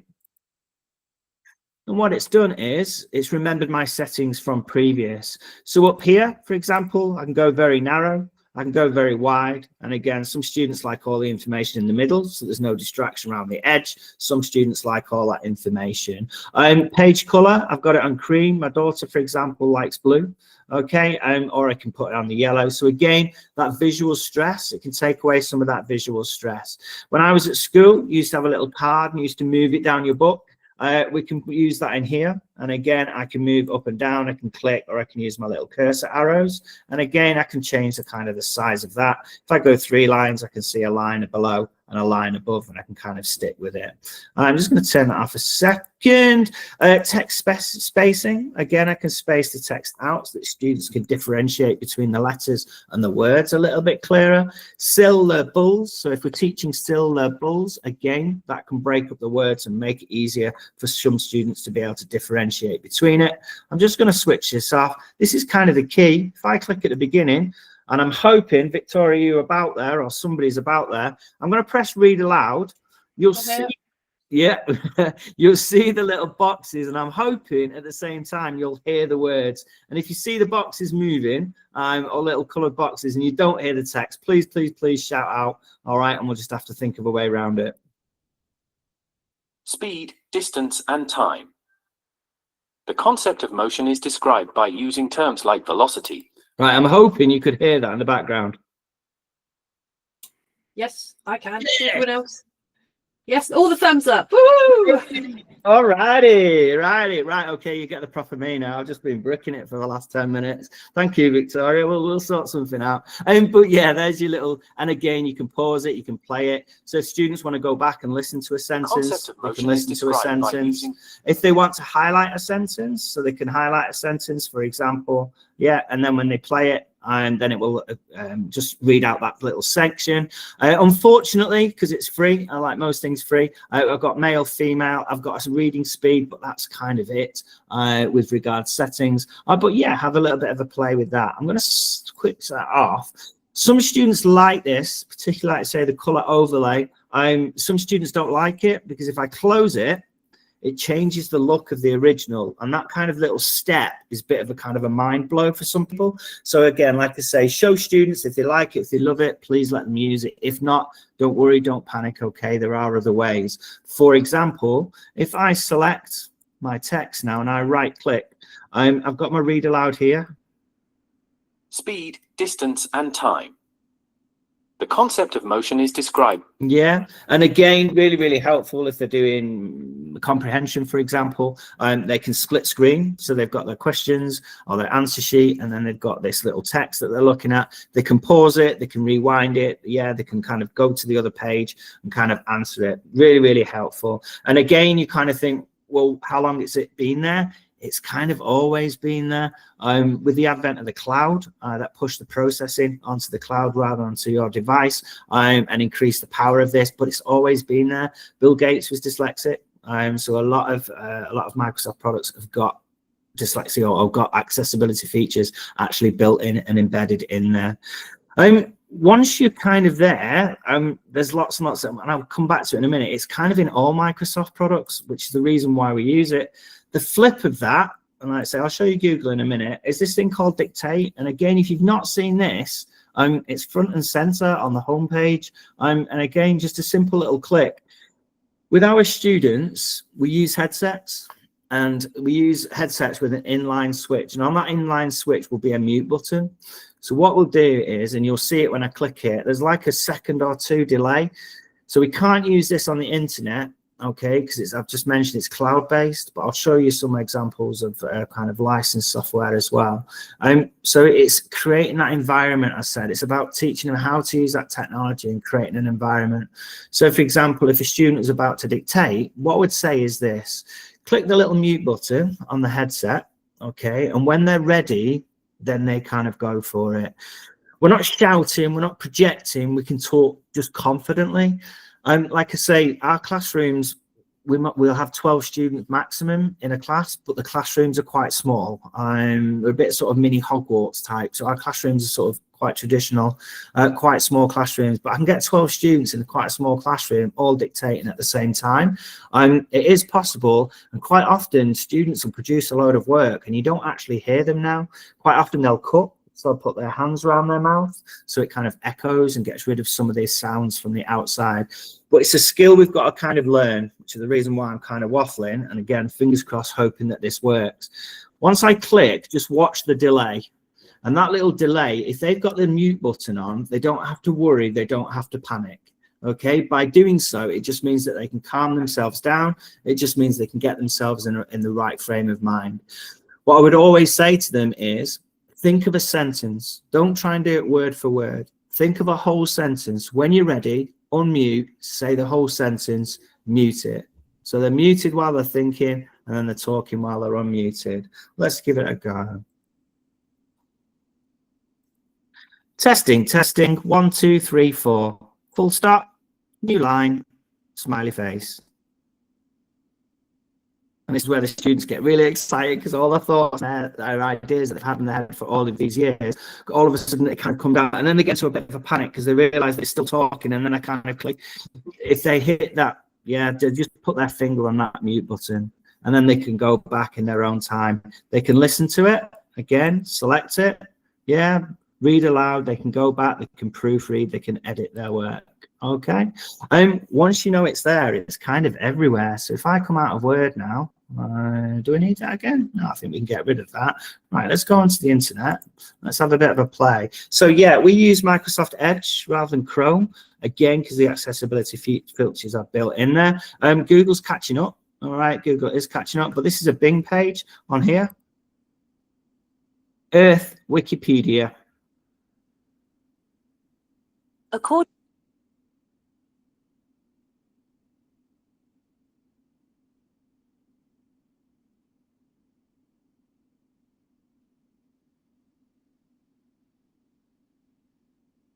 And again, I mentioned before about my accessibility features. So I've got my narration switched on, so it reads the first part of the web page. So I can click on the web page if that's the one that I want. Again, now I'm inside here. I can collect, view more tools, and there's my read aloud selection in there. Okay, I can translate, so you can translate pages as well. If I've got a box now and I want to talk into this, I want to dictate it, and I've not got my little microphone, here's a handy little hint, and Miles might tell us. I think this goes back to old computing, where the first thing people used to do was hello world. But on your keyboard, if you've got Windows and H for hello, my little microphone appears, and then I can carry on dictating into the box. So this can be really handy with, for example, our students that are doing Scratch programming, so they can actually use this to dictate their information in, or we make little sort of speech bubbles and their little sort of Scratch character then dictates in. And again, once you kind of know it's there, it's kind of everywhere. If I just flick through, I'll show you the presentation. Sorry, yeah, got students moving around outside and between lessons. So I've done text to speech, speech to text, dictating Word. Great. I mean, our students use it. I use it. So, for example, when I'm doing my reports, I'll have what they've made in front of me. I'll have their designs on the paper. I'll have my mark book open in front of me. And in the background, I'll have a Word document open with Dictate. So as I'm kind of looking at these things, I can dictate onto my Word document. When I'm finished, I can pause it, and then I can kind of go back and I can use my ChatGPT or whatever I'm using in order to be able to sort of organize my thoughts, provided I've not got any personal details on there. Okay, we've looked at Bing with a little microphone on here. We've looked at Windows H for Hello World. We've looked at check accessibility before we create worksheets, for example, and hand those out. Yeah, so immersive reader we've looked at. We've looked at read aloud online. We've looked at it in Teams, so 3 dots. There's my immersive reader, so students can read information on Teams as well. You can listen to your emails, for example, while you're doing other things. If you've got iPads, or if you want to for yourself, like I say, my daughter, I've put it onto her phone. Microsoft Office Lens is a free download, and you literally point your camera at it, click it as though you're taking a photograph, press finish as though you're going to store it, and immersive reader is an option on there. So for example, we took students to the design museum last year, so they could use their iPads when they're looking at a design, for example, and then next to it is like the instructions or the explanations. They can then take a simple little photograph of it and it will read those words out for them. And again, free, absolutely free, and we like free. That's my little panda, just to remind me to sort of take a pause. I'd normally ask for questions here, so if you've got any questions, please blast them out in the chat, and I'll kind of go through them at the end. For those of you who fell asleep because you're a Google school, hopefully you've seen the skills. Once you've seen the skills, it's kind of there as well. So if I go on to, let's have a quick look. Let's go into Google Docs. Let's go into tools. Let's go into voice typing.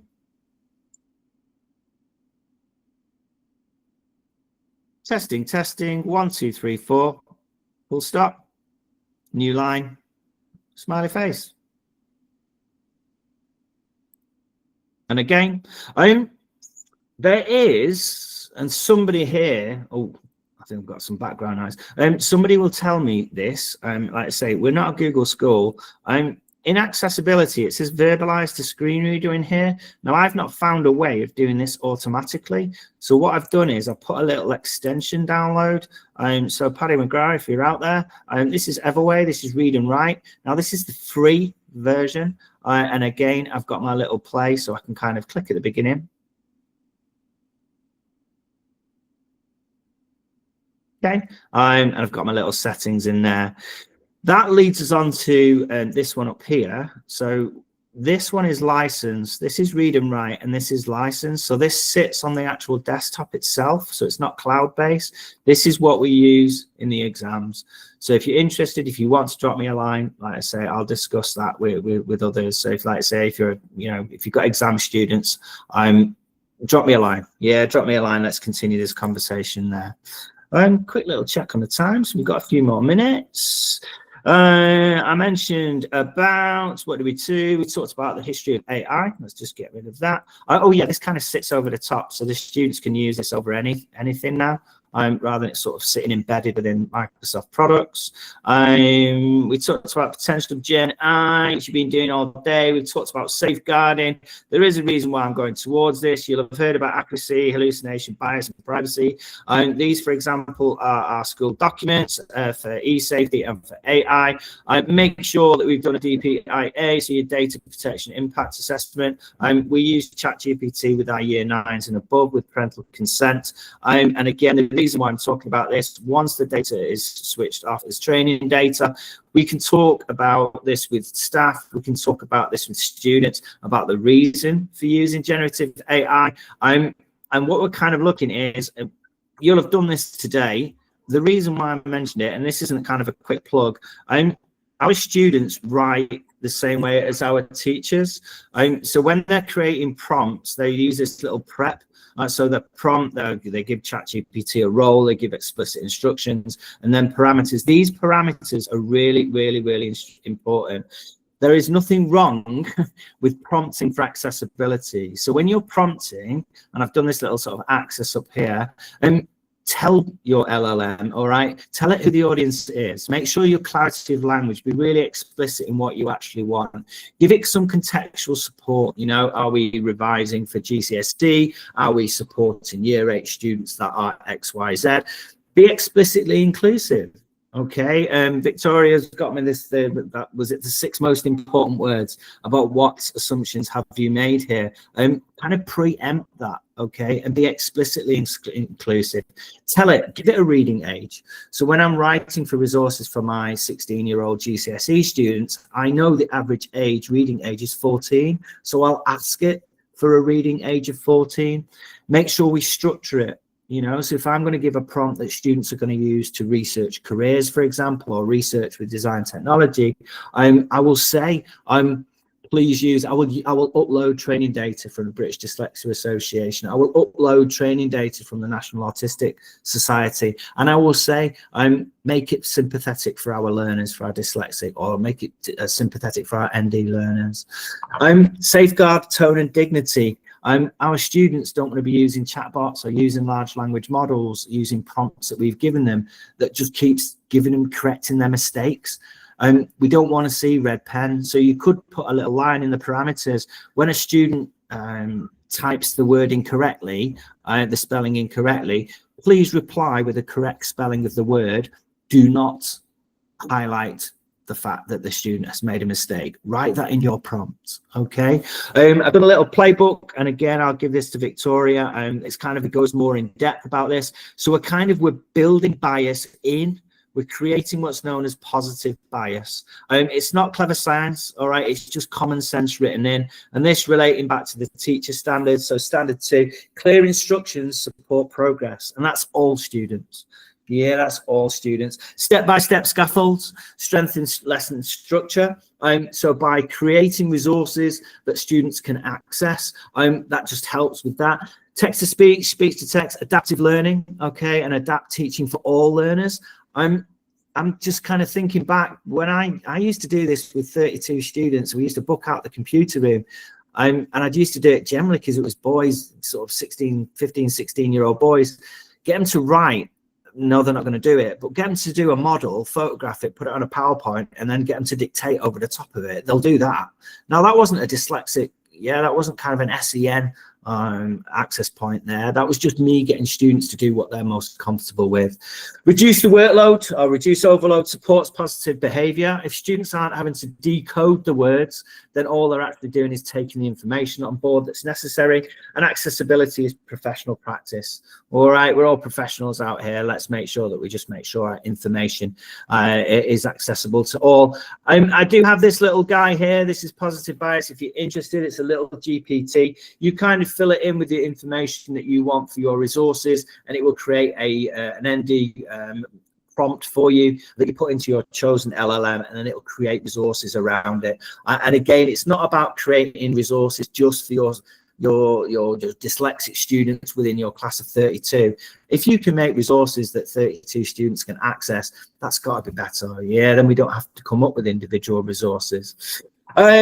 This is our school, Moonhall School. We've got an assistive technology page, loads and loads of resources on there, loads and loads of free stuff on there. We do stuff for parents and carers as well. This is our careers page. We've got little careers bots and things like that. If you're interested, that's me. You can follow me. If you see a cone, it's probably me as well. Remember, assistive technology and AI plus human in the loop, amazing opportunities for all learners. That's me. I'm David Curran, and I think that's my time. Look at that. Bang on time, David. Well done. If I can learn how to stop, okay, I'll be amazed. There we go. Thank you so much. I feel slightly embarrassed that I didn't know half of what you showed there. There's a couple of bits there in the chat from Mars, Alan and Matthew around Google versus Microsoft and the different ways they do different things. I think you answered your question there, Mars. Can you make Google Docs read aloud? Yeah, well, Alan kindly suggested by a Windows computer, which goes against everything I held sacred. David, my more pressing and immediate question is, we've had difficulty with read and write. Yes. It seems really clunky and inefficient compared to the cloud-based tools. Yes. What do the Moonhall kids use for access arrangements when it comes to GCSEs where special rules apply? Okay, so yeah, we've got year 3 to year 11. So generally we start off with the free tools, the Microsoft tools in junior school, and then we try and wean them onto read and write. A lot of it is about the actual use of the tools. So we mentioned before, it's about creating that environment. Clunky was a word that I've heard quite a few times with it. We've transferred it now onto our laptops because originally we had it sort of cloud-based and we pushed it out and the Wi-Fi slowed it down, etc., etc. And what I would say is getting that, just that little inline click, so they can put mute on, rather than clicking for it, waiting. So they click and it sits on. So they click it on and it just stays on, and then they just mute and unmute. And we found that's really helpful. Install locally and use a clicky rather than a rather than switching it off and on again. Yeah, that doesn't. Thank you so much. You're welcome. You're welcome. And long sentences. Students want to wait for the word to speak the whole sentence. Put your mute on. The computer will catch up. Thank you. Thank you. Thanks, David. Thanks, Mars. I know you've got to go soon, Mars. So thanks for everything, and we'll see you in our next one. Thank you. Thank you, David, so much. I will try and cut up these recordings into kind of some key points and key tips and assets if I can work out how to do that over this week, because there was a few really useful kind of little shorts we could kind of make out of your advice there. So I'll chat to you about that. Thank you so much, and thank you for taking your time out of your school day as well with your bunny ears and your cones. The little bits like sort of text to speech and speech to text, we've got the little videos, so we'll work together and we'll push out those as little videos. Yeah, Brilliant. Yeah, let's do that. I'll chat to you later. Thanks very much. my pleasure. Bye. See you again. Bye. Bye. Thank you. See you. Okay, and last person to finish us off for a very intense afternoon of teaching joy is Sally Ann. And Sally Ann is going to talk to us about online harms and safeguardings and where we can get help and resources for our students and teachers. Sally Ann, nice to meet you. Hello. Thank you so much, Victoria. And Hi. thank you everyone for having me. I'm going to start sharing my screen and hope it works because I am on Microsoft. So let's see how we go. I know I already put it in presenter mode, so hopefully it works. I hope.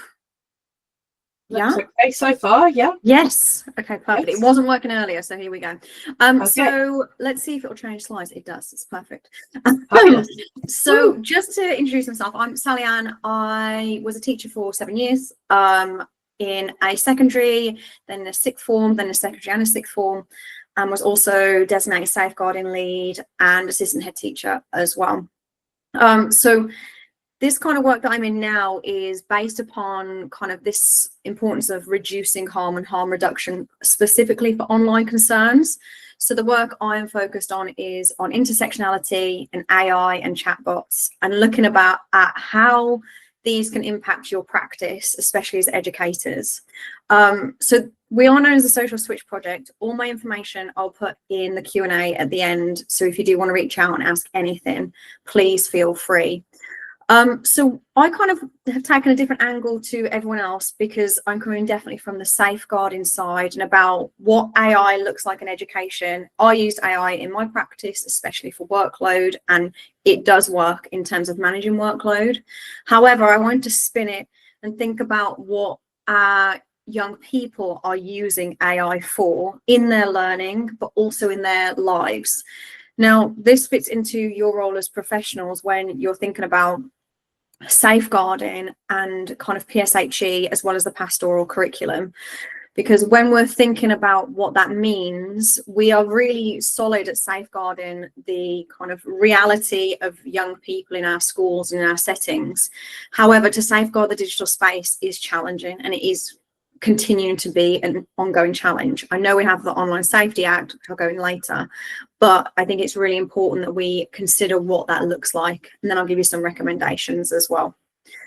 So when we're talking about AI and chatbots, I want to kind of run through what that means and what our young people are actually using AI and chatbots for. So when we're talking about AI, ultimately we're talking about the brain. So the models that we've heard about today, which are processing data and generate responses, whereas chatbots are significantly used by our young people and are used extensively, sorry, allowing kind of a human interaction. Now, we are seeing an increased use of chatbots, especially for neurodiverse individuals, and that is rising significantly for girls who are neurodiverse. And we need to look at what the risk factors are when we're looking at that, and also what issues there are and how we can educate our young people to use the online space in the safest way possible.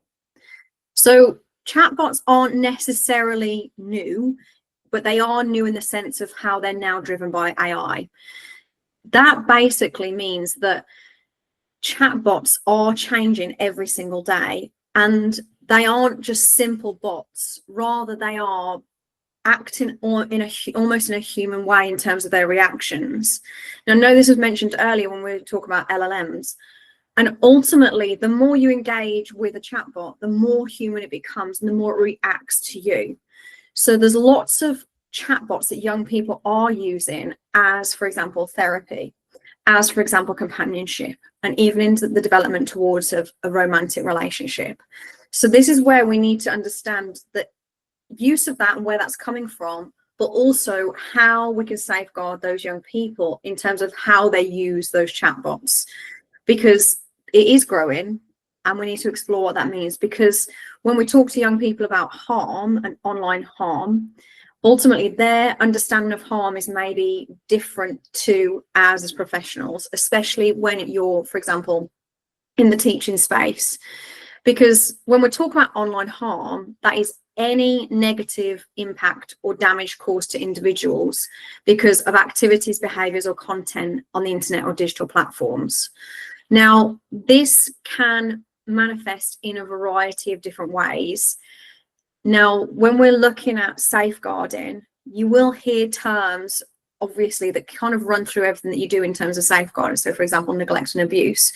However, with the online space, now we're going into online harms and what that looks like, it becomes more difficult to measure, because when a young person is having, for example, psychological damage because of online behaviours, how do we see that manifest in a young person in terms of their everyday presentation? It's very different to how we see them maybe in terms of physical neglect, for example. So again, it is those elements. Now, just before we kind of move forward, I just wanted to just give everyone just a trigger warning, because there's going to be content as I move through this that is sensitive, but I think it's really important that we're all aware of. Some of it may be new. Some of you may be like, yeah, I've heard it, know it. If it is new to you, feel free to reach out to me, because that is literally my job, to support practitioners in safeguarding the online space. So I want to draw your attention to kind of what we mean by harmful content and why that's important when we're working with young people. I'm not going to go through all of the statistics, but I think some of these are really, really important. So, for example, children tell us that seeing violent content online is unavoidable. Now, we know young people are online. We know that. And I know some of you may be in schools training that are phoneless schools. However, they are still using screens probably in schools. So what does that mean? How do we ensure safeguarding within the school? But also, how do we manage a child's offline life in school versus their online life? Because we know that online issues spill into offline issues. We know that. Now, when we're talking about young people being online, remember, young people are spending on average around 7 hours, 22 minutes online every day. That is normal.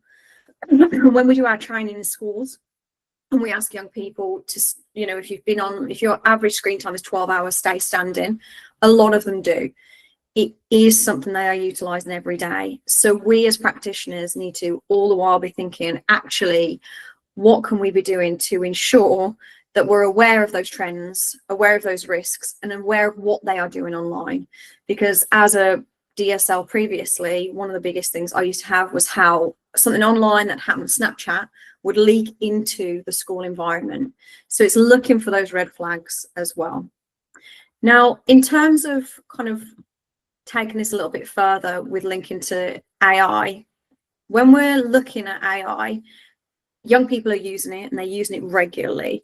So 79% of teenagers aged 13 to 17 have used AI at least once. Now, for those that are in, for example, secondary schools and sixth forms, you will not be surprised by that statistic. You will also not be surprised that they use AI often to support with their learning. Now, one kind of point that we have to look at is how much young people trust AI in terms of its responses and the impact that has. So 80% of those that use AI use it for gaining factual information. Now, what we need to bear in mind is that AI is reactive. It's reacting to the program that's been set to. So we need to bear that in mind with young people, and they need to be taught the benefits of AI, because it absolutely can benefit, but also the hindrances, that actually how reliable it is. So, for example, if we look at the AI that is connected to X, that's Elon Musk's platform with Grok, that is being known significantly, especially the past couple of months, for reproducing false information.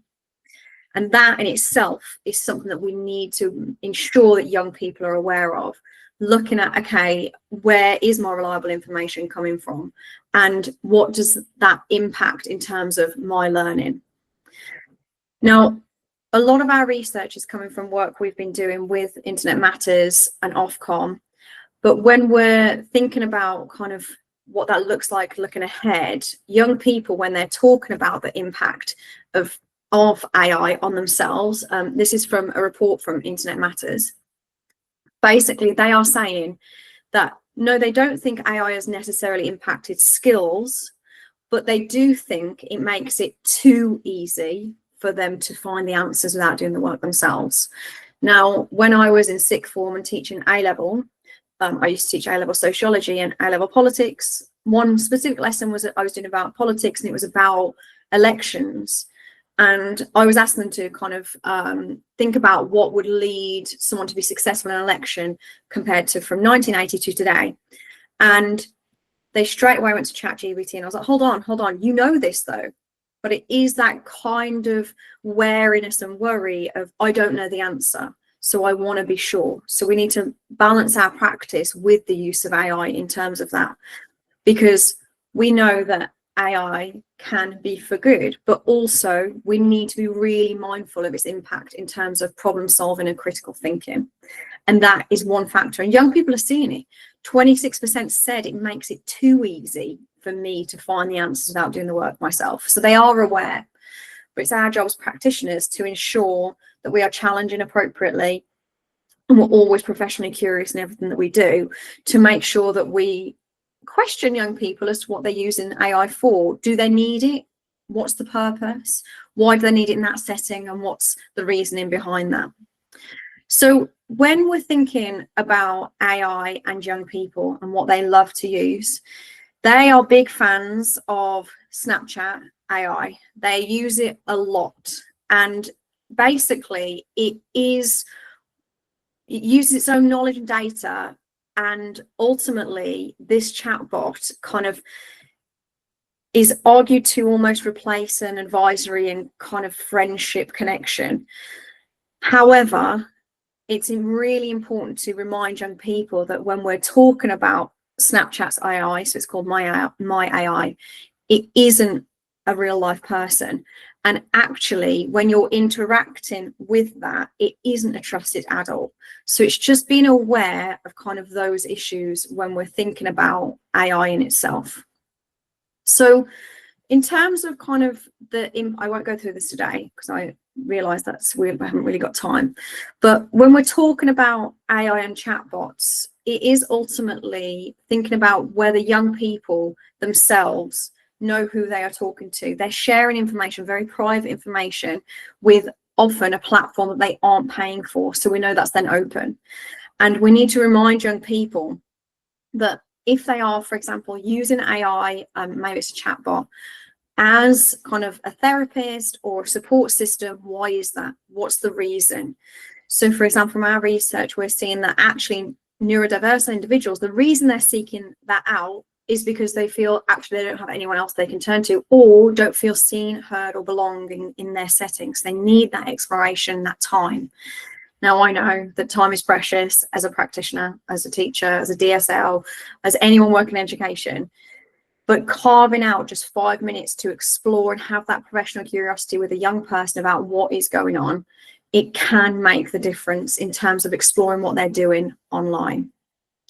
So I said I'd talk about AI and chatbots a bit further, and I wanted to just introduce you to kind of a couple of points. Now, these are a couple of apps that I think are really important to just be aware of and have on your radar. They are really popular with young people.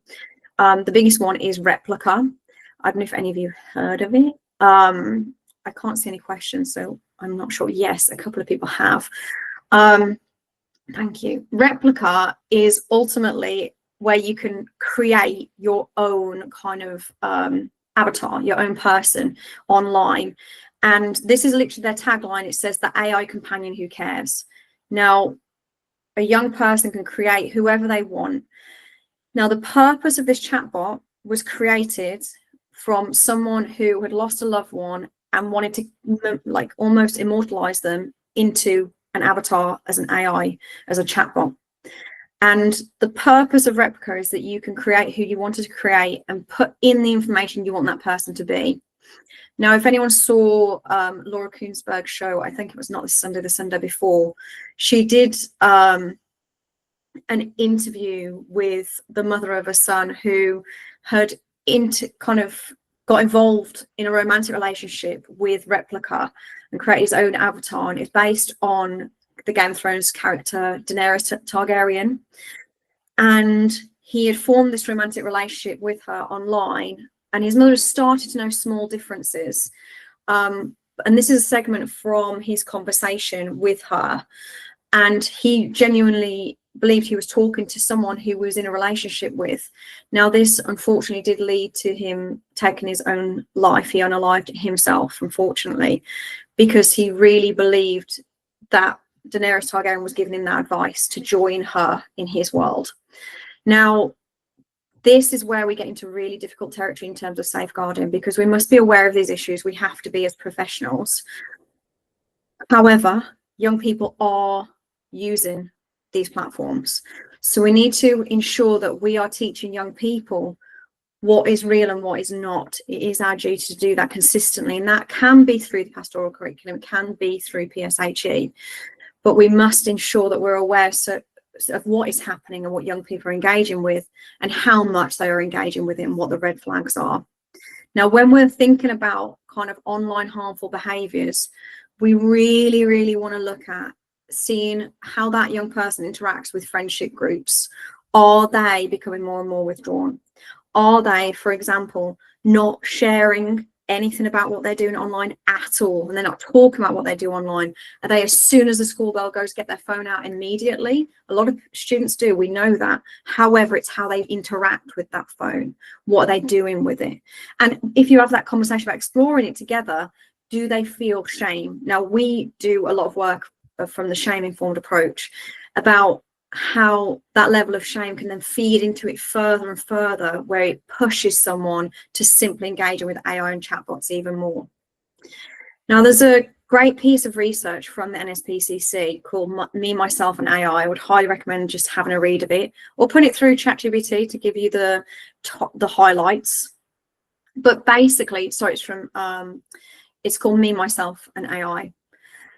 And basically, they found that when they asked the question about what young people are using AI for, they had these responses. So, for example, the boy in this case, what I like most about them is they can interact with me specifically, that in a way that even if I can't talk to someone right now because everyone's offline or everyone's out, I could just go and actually feel like I can socialize with someone. Even if it's not a real person all the time, that's okay, because not everything has to be exactly real. And when we're looking at these elements of the use of AI for young people, we really have to pull that apart, because young people are getting socialization from their socialization in their formative years from AI and chatbots. And that for us rings alarm bells. So I asked AI, what are the risks? So in one succinct paragraph with simple language for 7-year-olds, what are the dangers of AI for children? And it said, artificial intelligence can be really helpful, but it can also have some dangers for children. Sometimes AI can make mistakes or give wrong information, and kids might not know that's not always right. Also, some AI systems can collect lots of personal information about kids without them knowing, which can be unsafe. It's important for grown-ups to make sure that kids use AI in safe and supervised ways, and to teach them how to be careful and smart when using AI. And I thought that was really important just to share with you all, just to remind you that yes, we are in the AI generation, that is happening. However, it is our duty to ensure that young people are using AI in the safest way possible, and that is by us teaching them and raising that awareness. So yeah, it is interesting it chooses kids rather than children. It really changes the language. I didn't edit anything of that, by the way, and I started a new chat so it wouldn't be influenced by kind of what my content was. So it's very interesting in terms of its reaction. So when we're looking at the use of AI, there is limited research at the moment in terms of intersectionality, especially when we talk about neurodiversity, but it's starting to come through, and we are looking at that. But if we look at this piece of research, again, it's from Me, Myself and AI, it shows that we are seeing vulnerable children utilizing AI more for companionship than those that are non-vulnerable. And that is something that we must take into consideration when we're looking at young people using AI. Now, I didn't get into this today because this is a whole different section of my work, but there is an issue, rising issue of sextortion as well, especially with new versions of AI that can actually nudify images. And we are seeing that specifically with boys. And that is going hugely underreported at the moment. Again, if you do want further information on that, just please reach out to me and I can show you and go through that. So the Online Safety Act is something that we all need to be aware of. It is in new safeguarding legislation to be aware of the Online Safety Act and ensuring that we are kind of having those protocols in place. Now, when we're looking at the Online Safety Act, it's increased accountability for AI companies and has limited access for young people to illegal content and harmful content. However, the definition of harmful content from the Online Safety Act is currently uncertain and unclear, and that needs to be further explored.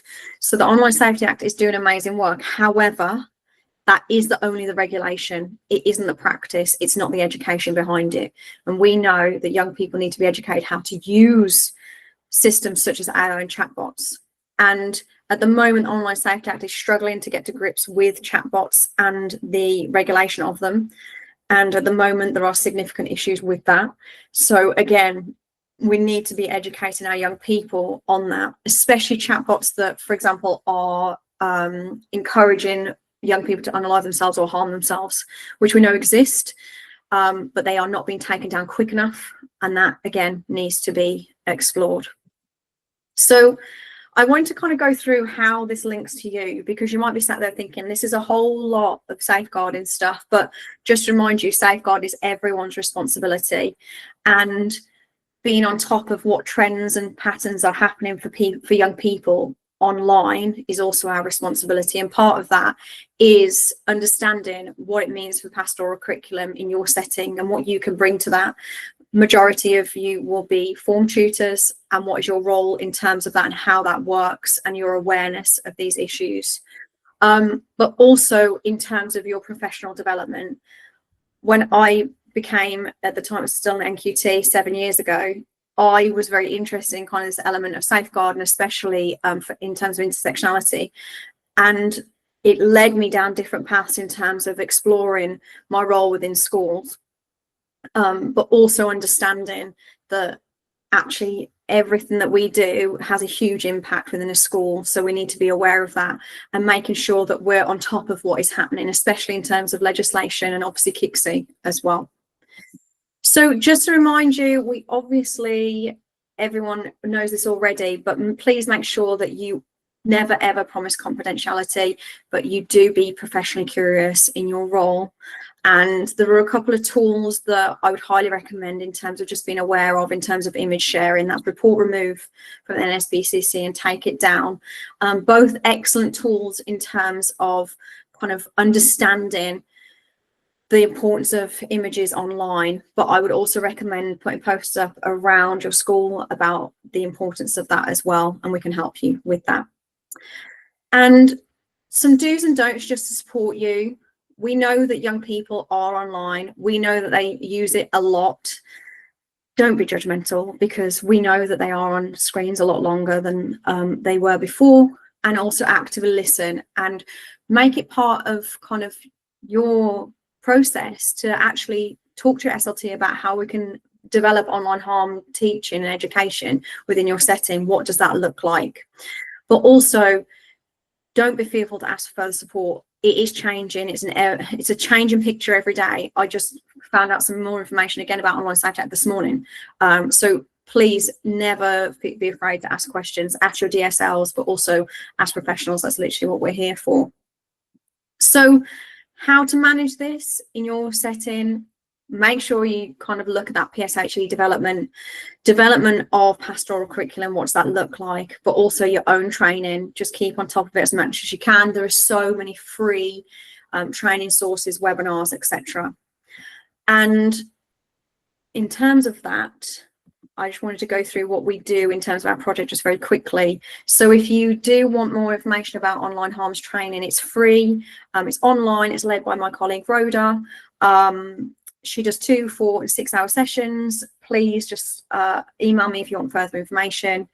And then my colleague Luke goes into schools and he trains young people on algorithms, AI, gender stereotypes, influencers and algorithms. It's really focused on so many elements that are in Kixi, and it is free.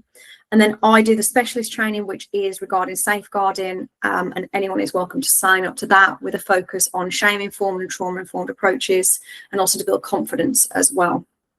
So thank you so much for having me in your time. But I just wanted to kind of leave you with some recommendation for resources. Please explore those as much as you like. I would really recommend you utilising the NSPCC learning platform on there. Do a lot of free webinars. And I have put further reading on there, but you will get this as well.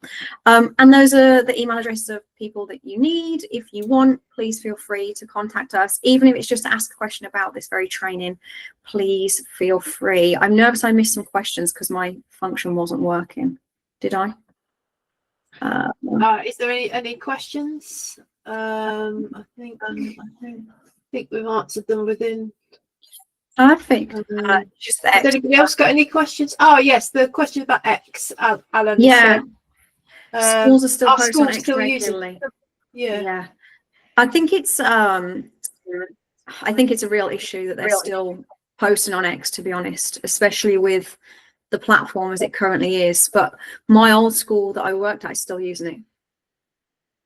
So it's terrible with deep fakes, isn't it, as well? Yeah, I feel quite strongly about it, and I blogged about it 2 years ago, and things have got vastly worse since then. I mean, the owner is a white supremacist, he's a Nazi, he is all of those things. I'm not exaggerating. He's modeling the site in his own image and turning its chatbot into a Nazi, and I can't exaggerate this. It is absolutely vile, and it's now a radicalization engine for young people. Absolutely, and they put radicalizing young people. Put it in the curio as well, haven't they? The stuff, the early years toy. Have you seen that? His ex-wife Grimes. They put Grok into a stuffed toy and they sell it. You can't get it in this country, but it's all over. So anyway, the idea that schools should be posting on X at all, and therefore encouraging their school community to make accounts on X I can't fathom it anymore. I can't fathom. No, I can't either. No. I genuinely. Anyway, I think we've got people that are leaving now. So I'm going to say thank you very much to everybody. We're going to say I shall put out the videos and email them round. Thank you so much, Sally, for your wealth of resources and insight, which is quite worrying in places as well. I want to thank everyone for their time and their energy and their investment for the 4.5 hours that AI crammed into their brains that they've got. And I know there'll be a lot of people that will be watching this on catch up as well. So do use the Padlet if you want to contact anyone or add anything. Or you can also join our team Substack if you're not on LinkedIn, because I know a lot of people aren't, and then you can get regular information about any events or anything that you want to join, or any documents, things that we make there as well. So all of that information's on the Padlet. And just want to say thank you to everybody. Remember, we've got our bot lab coming up. There'll be other people that will do the AI playground stuff as well going forwards. That's all free. And there's been a wealth of free resources here from Sally and Ben and other people throughout the sessions as well. So I wanted just to say thank you, everybody, for your time, and hope it's been useful. Feel free to email us any feedback. Thank you for organising, Victoria. It's been you're very welcome. It's been amazing. Thanks, Victoria. Thank you. Thank you. Thanks. Have a good rest of the evening. Enjoy the cold. Do you think we got away with it? I'm not so sure. Better keep an eye on this lot.